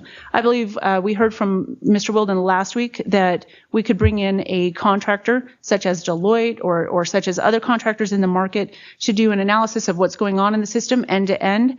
And while this could take anywhere from 3 to 8 weeks to come back with recommendations to the board, again, it would give us an unbiased opinion of what we could do.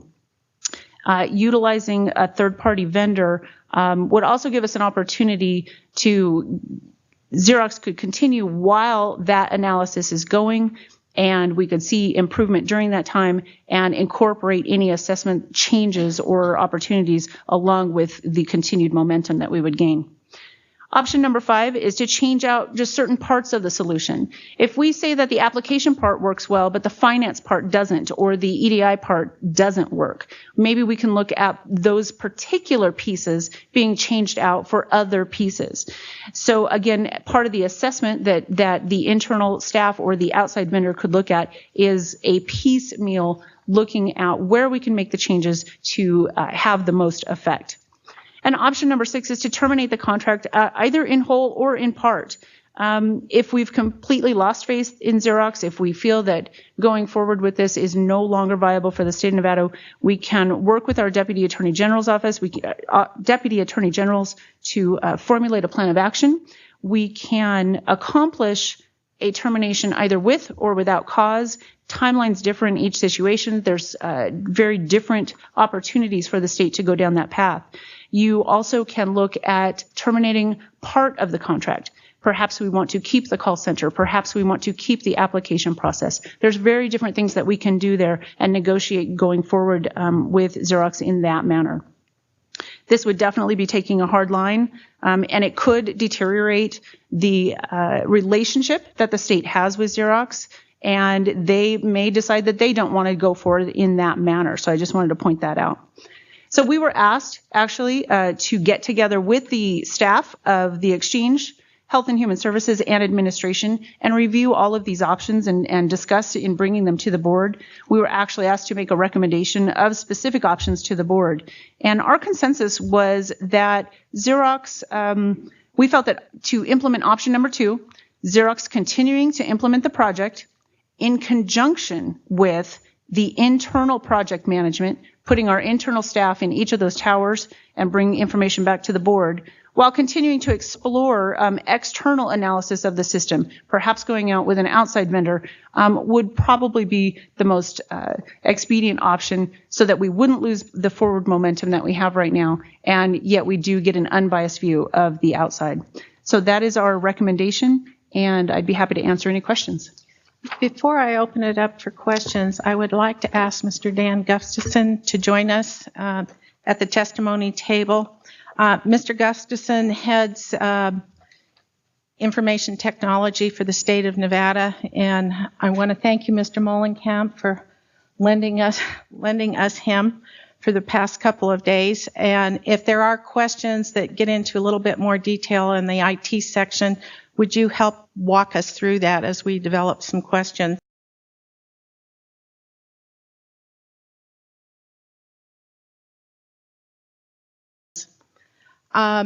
With that, then, I'm going to open it up for questions from board members.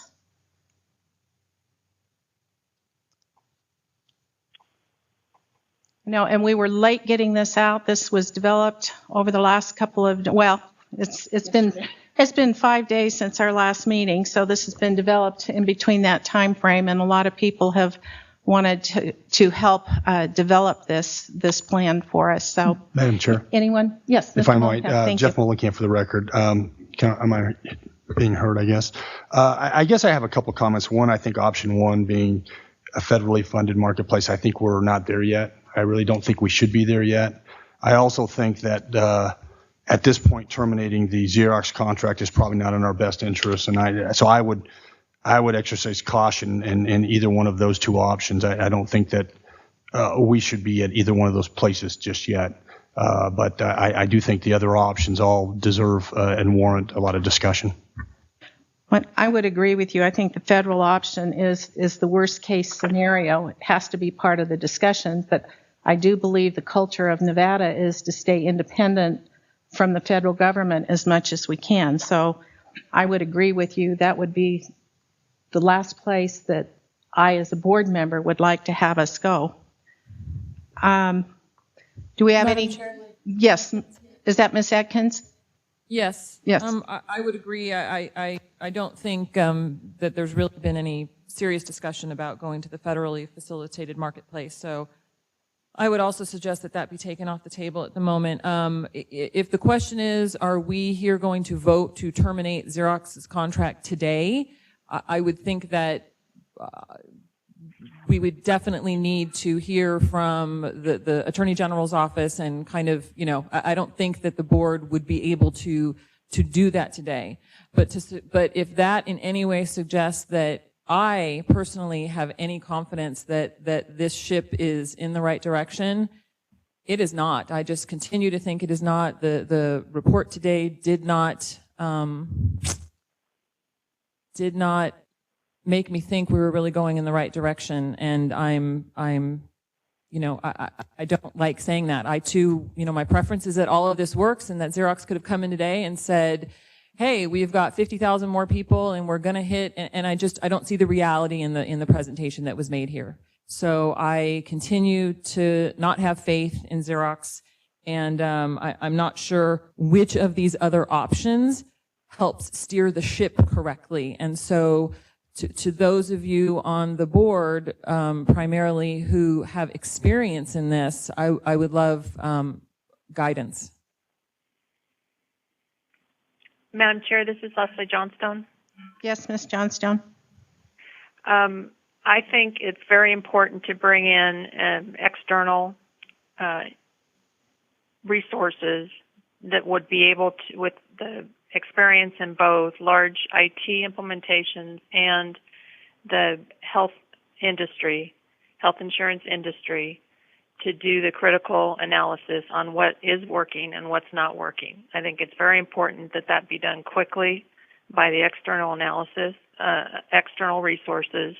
That being said, I like the recommendation a great deal in terms of let's bring in the best of the best that we have on staff at the state to help us bridge until we come up with a long-term solution.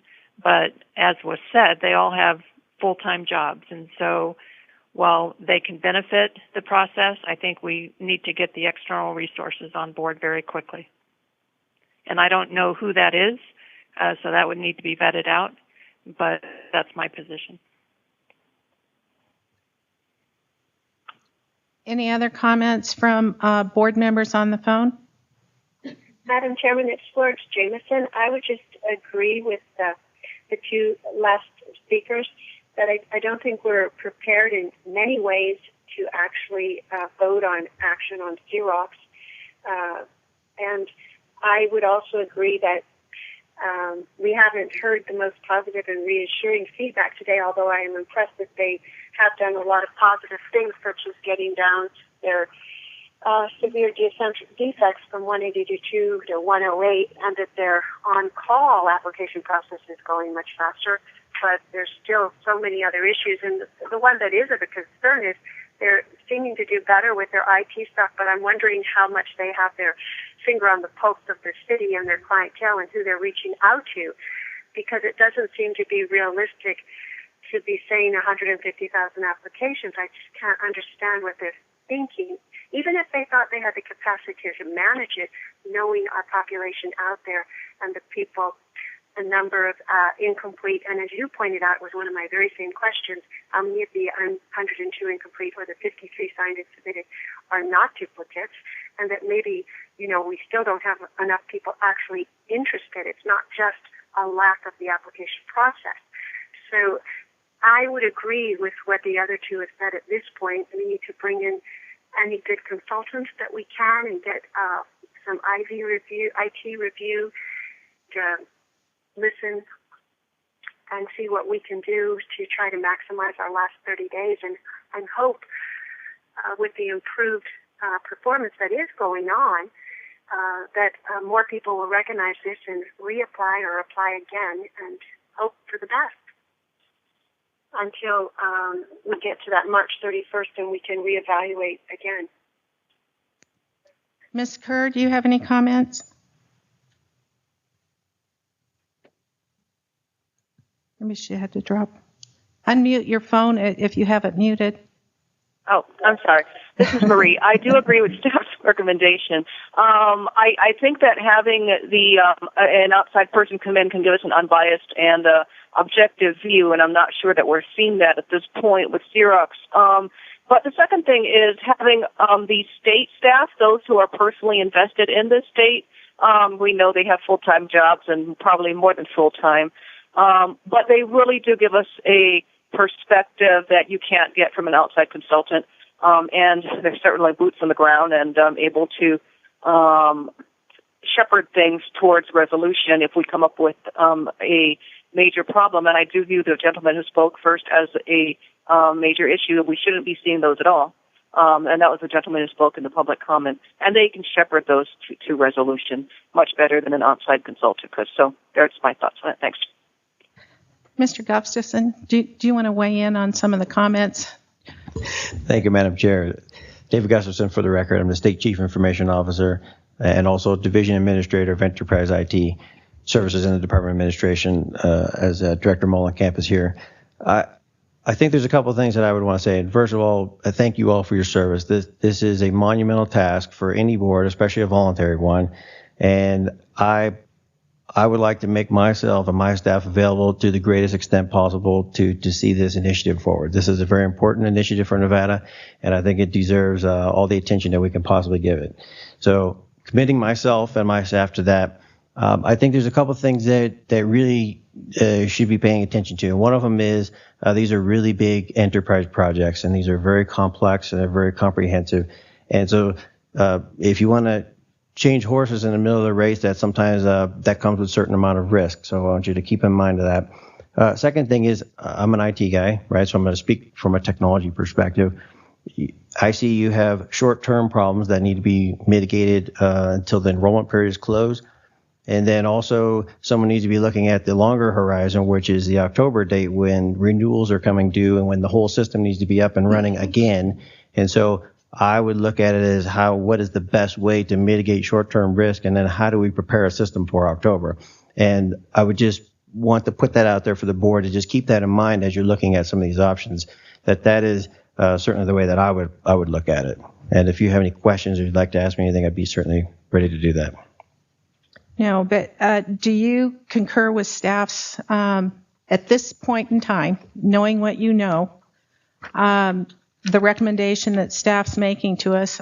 I think you had input into that. And are you still comfortable with that recommendation to the board? Absolutely. I fully recommend and support staff recommendation to do the hybrid of the three. Okay. Absolutely. I want to make sure I've had comment from everyone. Mr. Wilden? Thank you, Madam Chair. My thoughts would be this. I would concur that we're not at a position where changing horses in midstream is appropriate at this point in time. Xerox has value. I don't know the level of all that value. I'm still a bit confused on where we're at on the issues, but I think they need to stay for the time being. With regards to state staff, we're fully committed to sending as many resources as we can. I feel like the exchange staff are overwhelmed a bit at this time, and we need to send in help, and we're prepared to do that. We have worked side by side for the last couple of years.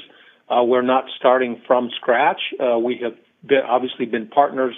We built the eligibility engine side and the federal hub connection, and we have been a partner with Xerox and the exchange, and so I think we add value, and we want to assign staff over to help.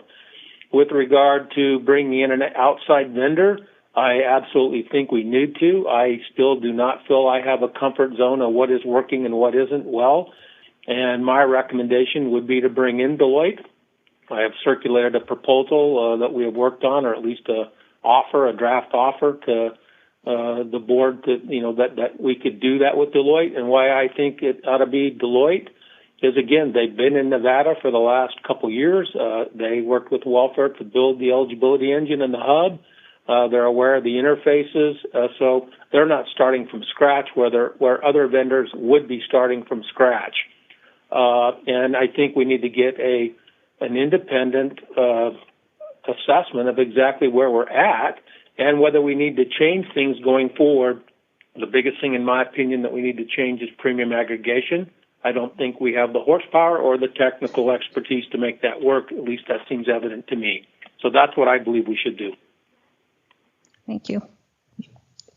Madam Chair, Lynn Atkins, so am I hearing then that there's a recommendation of option 3 and 4, both, or are we just at option 4? Is that the current discussion going on right now?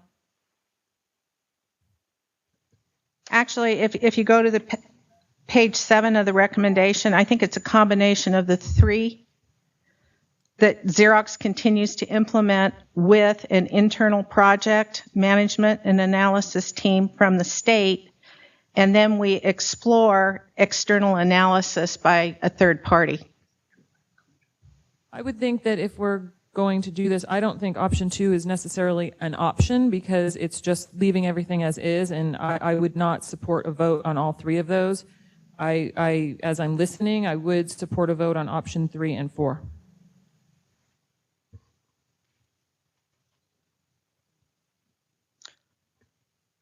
Ms. Atkins, who's going to implement if Xerox is not there?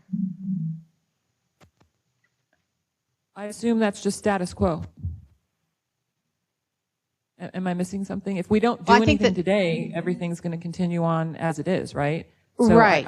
At least in my mind, we would be voting on new steps to take. And in my mind, new steps would be option 3 and 4. Option 2 is not a new step. Okay, I understand where you're going. To me, when they were saying implement, it is keep the status quo. So, all right, we're all on the same page then. I think Commissioner Skipper's Skipper's good. Skipper. I like, you know. I'm sorry, it's getting to be a long day. I would take objection if that was the first time that's ever happened, but it's not. Sorry. For the record, Scott Kipper, and I would just echo what my colleagues in state government have said, that we would certainly make available all the resources from the Division of Insurance that the exchange staff and Xerox needs to make this a going entity. And certainly agree with all the comments by the board members as well. All right. And then, Madam Chair, I was just going to agree that I think a combination of options 3 and 4 as new steps to move forward makes sense. And we've already looked at the feasibility of doing this either with Deloitte, and it is feasible under the law. So we'd be able to move forward if the board gave direction to the exchange to move forward, then that would give them the option to move forward today. what I would like to do, since again we're running very short on time, is bring back that option number 4 for full discussion with the board so that they understand.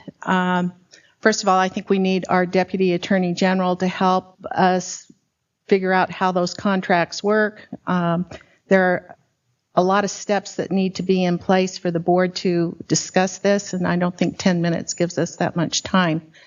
So I would like to see a motion like Ms. Atkins suggested, with a follow-up that we move forward with the help of our Attorney General and all the state parties here who are willing to help us through this process, and then we bring it back as soon as we can so that we can move as quickly as we can. And I know we have a 3-day noticing process, but I think, Dennis, you can help us get through that, and I know our staff can help us get through that too.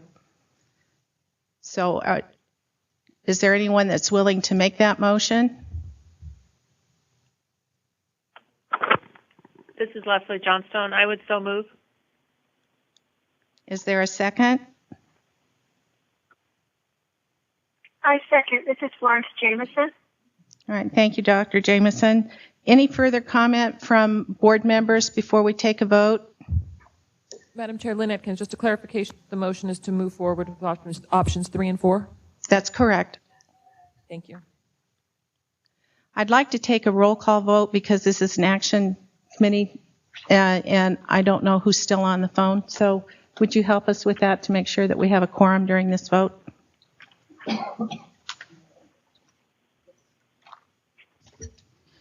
Yes, I will call out. Ms. Johnstone?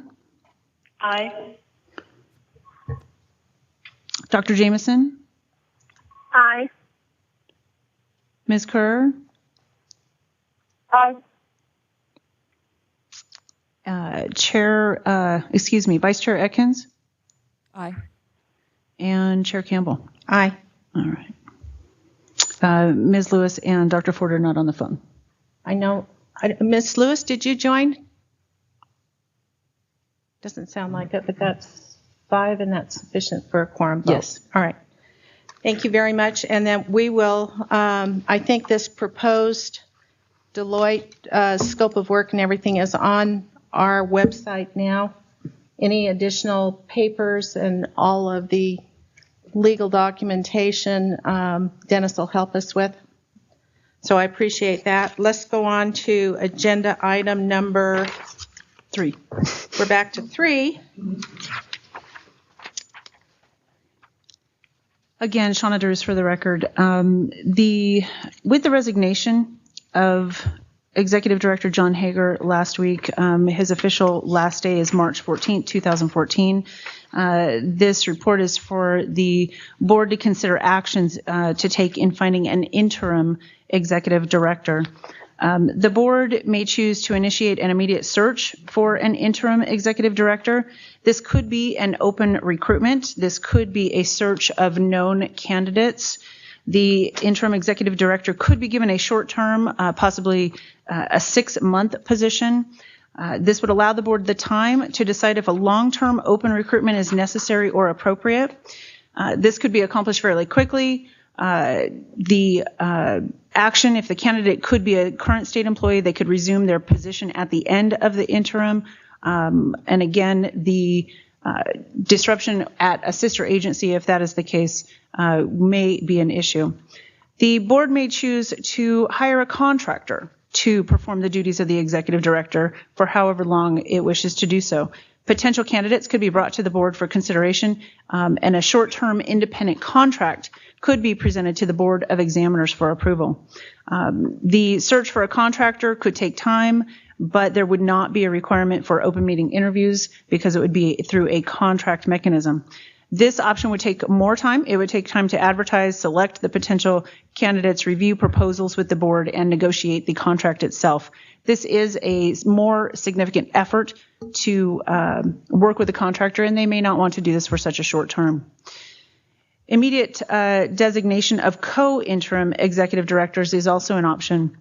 Both Mike Wilden, who we all know here today, and Dave Gustafson, who has been presented here to us today and joined in with testimony, have been offered up as co-interim executive directors.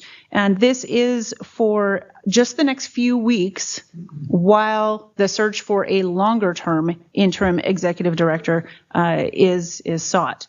So I believe in the interest of time, I won't go through their information. It is presented in the board report. I believe that the pro of this definitely is that with Mr. Wilden's operational guidance and Mr. Gustafson's IT guidance, they are really the best of both worlds here, and it would create a very quick and immediate need and fill this while a long-term solution could be met. So those are the three options that are presented to the board. Of course, you may have another option. And the recommendation here is that the staff, from the staff, is that the board choose one or more of the options above. Let me again offer my thanks to everyone at the state level that's come forward to help the exchange. I mean, we couldn't do it without you. Thank you very much.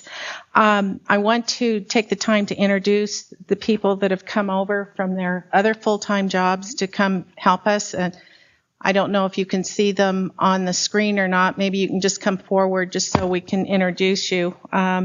We've got Dan Gustafson, who you've seen already. Alan Rogers. Is Alan here today? Okay. Mike Wilden's on the phone, and all of us know him. Steve Fisher is here, and Sandra Chamberlain have all been offered from the Department of Administration in the IT technology area and from Health and Human Services. I can't thank you enough for coming over and helping us. Thank you again. Mike, do you want to lead some of the discussion on this since you're named on here? You might want to have a little input since you don't have a very full-time job as it is. Thank you, Madam Chair. I'm still looking for gainful employment. The idea, at least from HHS's perspective, again, is we have been a partner in this for a long time.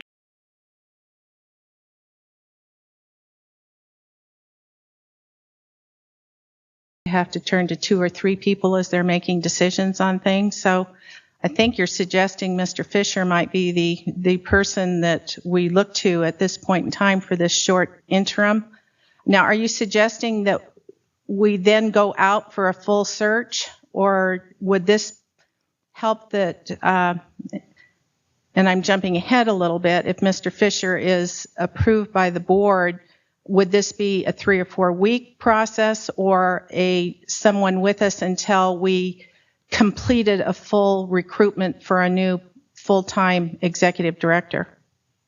I think our suggestion would be absolutely you need to open the recruitment for your permanent, lack of better words, full-time executive director. In the meantime, I've talked with Mr. Fisher, and he can speak for himself, but I think he's willing to take that interim team lead role and get in and assist in rolling up sleeves and trying to get further along than we are now until the new ED is selected.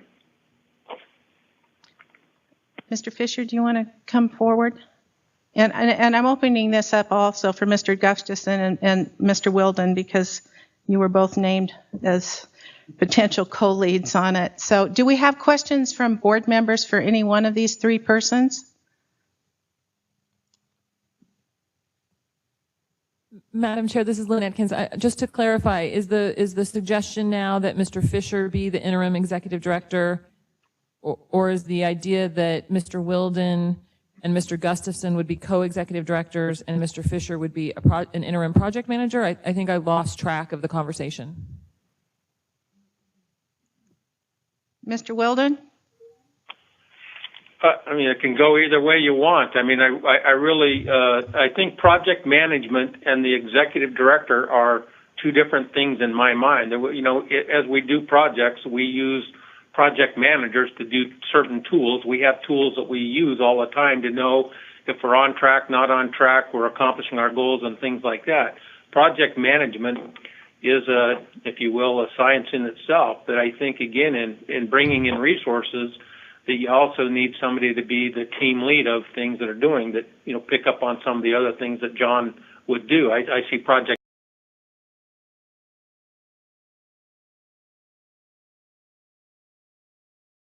board members or questions of Mr. Fisher?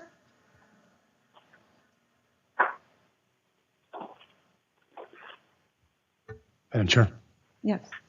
Jeff Mullenkamp for the record. So no, having Dave work for me and the CIO, he does have more than a full-time job, but I think that we are more than willing to bring resources to bear. I think you've got two things that are going to go on simultaneously, if I understand it. Three things. One is we have to keep the Xerox process moving forward, and there's a key element to make sure that we are managing that project effectively. At the same time, we're looking to bring both internal and external project management resources, or basically assessment resources, to bear on this. And so I think it's going to be critical to have a full-time person come in, as Mr. Fisher would do. And while I think Dave Gustafson and Mike Wilden can play a key role in helping the architecture of this, I think that we need somebody full-time. We really do. Madam Chair, Lynn Atkins, I have full confidence in hearing, you know, primarily Mr. Wilden, because I've worked with him for a while now. But could we hear a little bit from Mr. Fisher about his willingness and ability, and just a little bit from him? Sure. This is Mr. Fisher for the record. Steve Fisher. I'm currently the Deputy Administrator for the Division of Welfare and Supportive Services, as Mr. Wilden stated.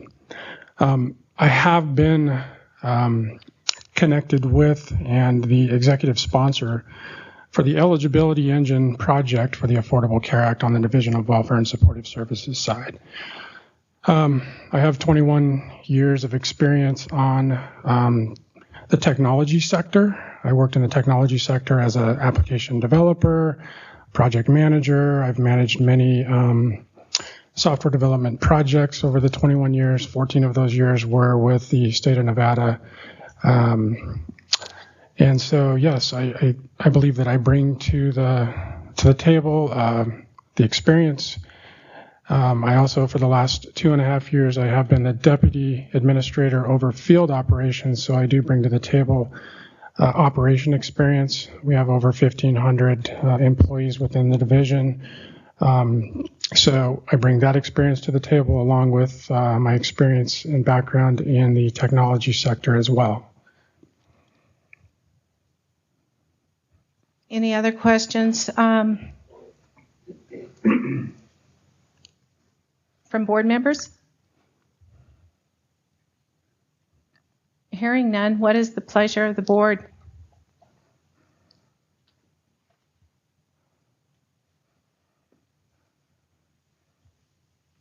If we're on the phone, remember to unmute your phones.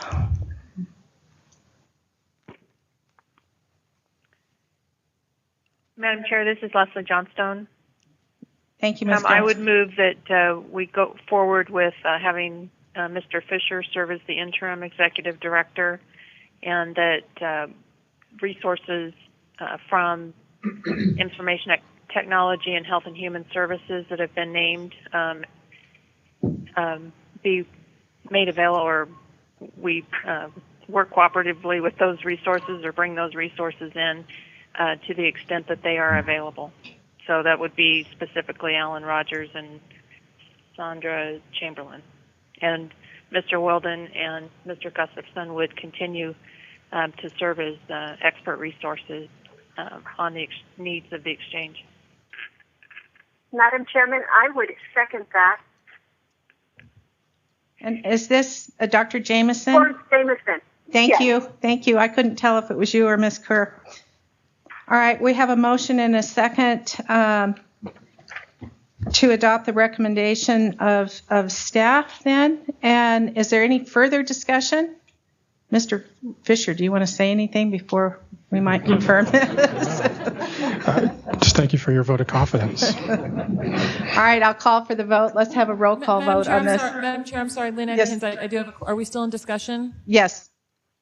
I just want to be sure we're all on the same page. I thought the initial recommendation that we were talking about was Mr. Wilden and Mr. Gustafson being co-executive directors, and then Mr. Fisher being interim project manager, all of these interim positions.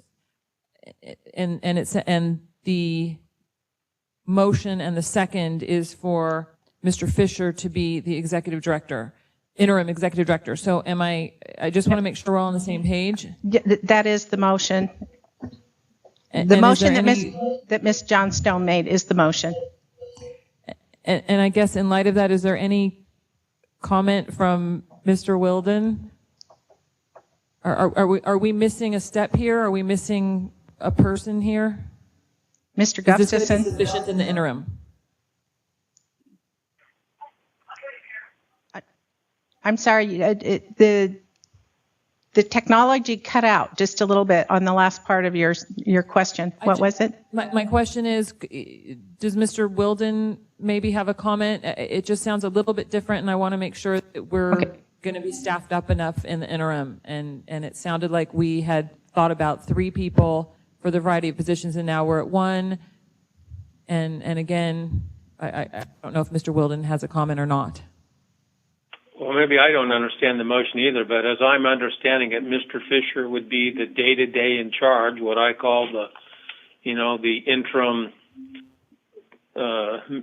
whatever the right title is, the interim team lead, and he will function in that role, and that Mr. Gustafson and I would support him in that day-to-day operation. So I'm not sure whether we're co-executive directors or we are support to Mr. Fisher, but I see that's how I see it being. Is Steve's in charge, Mr. Fisher's in charge day-to-day, and Mr. Gustafson and I would be providing all the technical and administrative support we can. But we'll do whatever you want us to do. We need to be successful. And this was Leslie Johnstone. That was my intent behind the motion.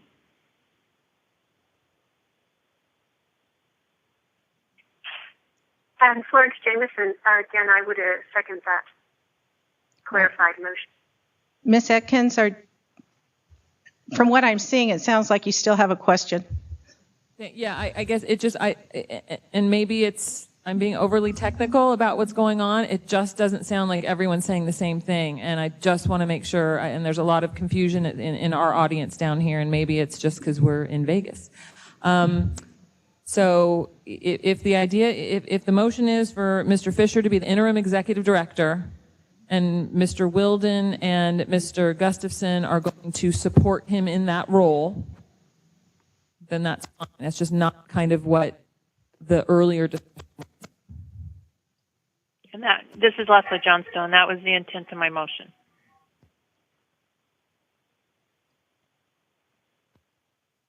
All right. Any further discussion among board members? Clarification? All right. Let's go ahead and go for a roll call vote then on this, please. Okay, Ms. Johnstone?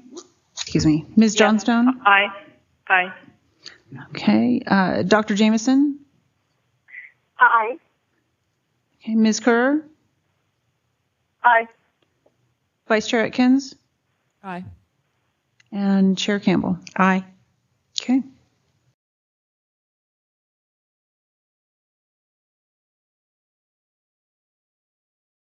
So staff will be checking the availability of staff for of the board for next Thursday for that action meeting. Any other items that the board would like to bring forward at that meeting? Madam Chair, this is Madam Leslie Chair, Lynn Johnstone. Atkins, I don't know if it's appropriate. What is the process and when are we going to start searching for a permanent executive director? I have been working with the Deputy AG to give us some information on that, and we'll be preparing to distribute that to you very shortly. Thank you. Ms. Johnstone? Yeah, my request was that we have that discussion at the next meeting. All right, thank you. Any other comments or? Quick question on the subcommittee meetings.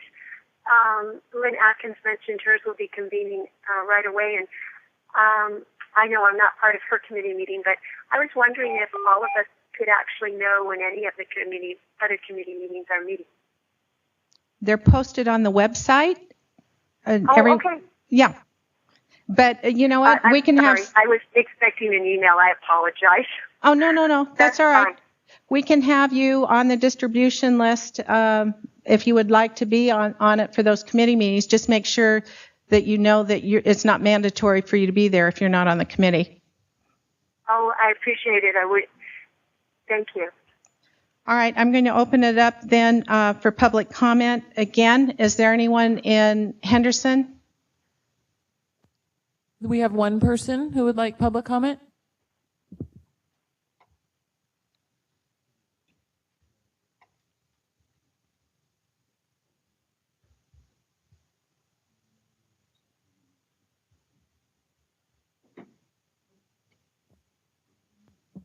And if you could speak at the mic and state your name. Good afternoon. My name is Tamar Birch, and I actually work for a broker agency here in Las Vegas, Nevada. Our actual agency has a specific department that handles the exchange portion. And we are pretty knowledgeable in the actual portal, how it works, but most importantly, how healthcare works. And knowing that the Affordable Care Act is a big deal to the Americans as a whole. So we want this to succeed because we know that there are individuals out there that need insurance, affordable insurance. However, we are coming across a lot of issues, system issues, that we are constantly going against Xerox in regards to their portal system. A lot of it is indicated unresolvable issues, which then goes back to us redoing applications 4 to 6 times. We are touching an app about 6 times. In the individual world, the private insurance, we touch one app, and it's less than 15 minutes. We troubleshoot more issues on a completed application than I've ever seen. I have spent, just myself alone, on the customer service side that Xerox has implemented a new, what they call a call center for brokers hotline. I have spent, based on cases that we have opened up for completed applications, 4 hours, 14 minutes, and 41 seconds on not one case was resolved. And it's just really alarming because we have to talk to these applicants and advise them of what's going on and explain to them. It seems like the broker seems to have more knowledge in the process than the actual customer service reps that we are dealing with. A lot of these customer service reps do not understand the insurance world. And so when they're communicating with us, especially when it comes down to payments and so forth, if they're not billing correctly and that particular applicant is not submitting that correct bill, I'm afraid that the system will terminate that applicant for non-payment, which means then we have to go on the back end and fight it because it's not being billed correctly and so forth. There are several cases out there. There are several issues. And we, as a broker community, want to see this succeed. We want to see people in the insurance world and get the insurance they need. Another thing that seems to happen is that now we're taking on Medicaid, which is different for us. So now we're trying to get ourselves knowledgeable on how the Medicaid process works and try to explain how this process works on the applicant side. There seems to be a lot of issues between the eligibility of the determination based on the federal guidelines of possibly parents being on subsidy versus the dependents going to Medicaid. Applications are being sent to Medicaid. Medicaid claims, hey, these parents make too much, go back to Nevada Health Link. The applicants go back to Nevada Health Link. Nevada Health Link again determines they go back to Medicaid. They're ping-ponging around and not knowing what to do. So we as a broker are trying to help them out and trying to figure out the system. So again, systems are not coordinating with one another. These applicants are sitting here with no insurance, and we have issue after issue after issue. And I'm just appalled by the amount of stuff of indicating how many numbers of calls being answered in X amount of time. It's not the matter of answering that phone call. It's not even the matter of you saying, hey, it's a resolvable issue, because it isn't, because we get the end of it. And as for us as the broker community, we're representing the consumers because we see them, we talk to them. And I just hope that the board understands that there is more to it than what Xerox is saying here as far as statistic. It goes beyond that. These people need insurance, and we need to help them in any way we can. Thank you.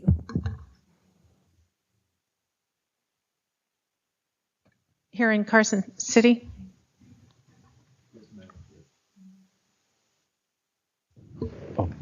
Sorry, Madam Chair, I'm sorry to take your time, and I'll be very brief. Thank you.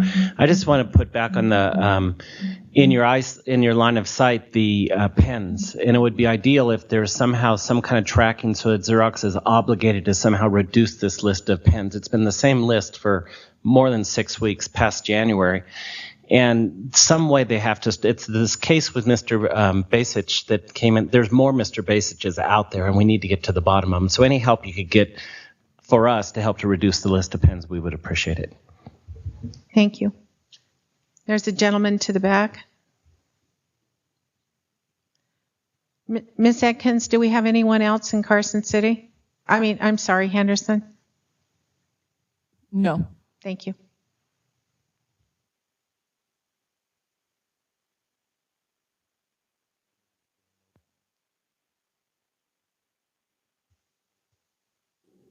Madam, not here. My name is Dan O'Donnell. I'm an independent contractor. And my colleague, who lives in California, Mr. Diamond, submitted a letter yesterday concerning the idea of developing a recovery plan. And can I just read this brief letter? You have copies of it. We do have copies, and I believe it's on the website, the You do? Mr. Diamond letter. Yes, it is. Okay. But if you'd like to read it into the record, please do. Yes. Before creating disaster recovery plan, we suggest that the board pause and first re-examine its capabilities for overseeing and managing a program of this size and complexity. Does the board have experience in information technology systems development or program/project management? Regardless of any action on the vendor side of the equation, these areas must be addressed. We suggest appointing qualified individuals to work with the board on these matters. The ultimate goal is to have a successful project and avoid repeating the past performance. We had no knowledge of the actions that you've taken before, but they mirror really what we have concisely put in one paragraph without all the details. And we went on further to avail you of our services as independent contractors to see this through. And if it is part of the record now, people can contact me. I'm a Carson Cityite. And Mr. Diamond is an expert. He's a professional PMP, professional program management individual who's certified, and he has extensive IT experience. He worked for Kaiser Permanente as the assistant director of IT for Kaiser, And also for Catholic Health West, which has 3 hospitals in Las Vegas, it's now called Dignity Health, and as well as Hospital Corporation of America. As for myself, I originally came to Nevada when I was appointed as the first administrator for the Division of Health Planning, Health Resources, and Cost Review back in 1985, and had that position for 4 years. But I am a former hospital president, CEO, and I was the first individual with the Joint Commission on Accreditation of Hospitals to head a project overseas for the Joint Commission, and I was the personal advisor to the Minister of Health in Saudi Arabia and served in that position for 2 years with a project team beneath me. So I just wanted to put these comments in. They are part of the record, and I didn't know until I sat here and heard the discussion how far you had progressed. But I think the comments we have echo by and large the steps you're taking. Thank you very much Thank you. for your input. Anyone else here in Carson City? All right, with that, I'm going to adjourn the meeting, and we'll have another meeting next Thursday at 12 noon. And hopefully we can put it together as an action meeting. Thank you all. Thank you. Thank you, Chairman. Chairwoman.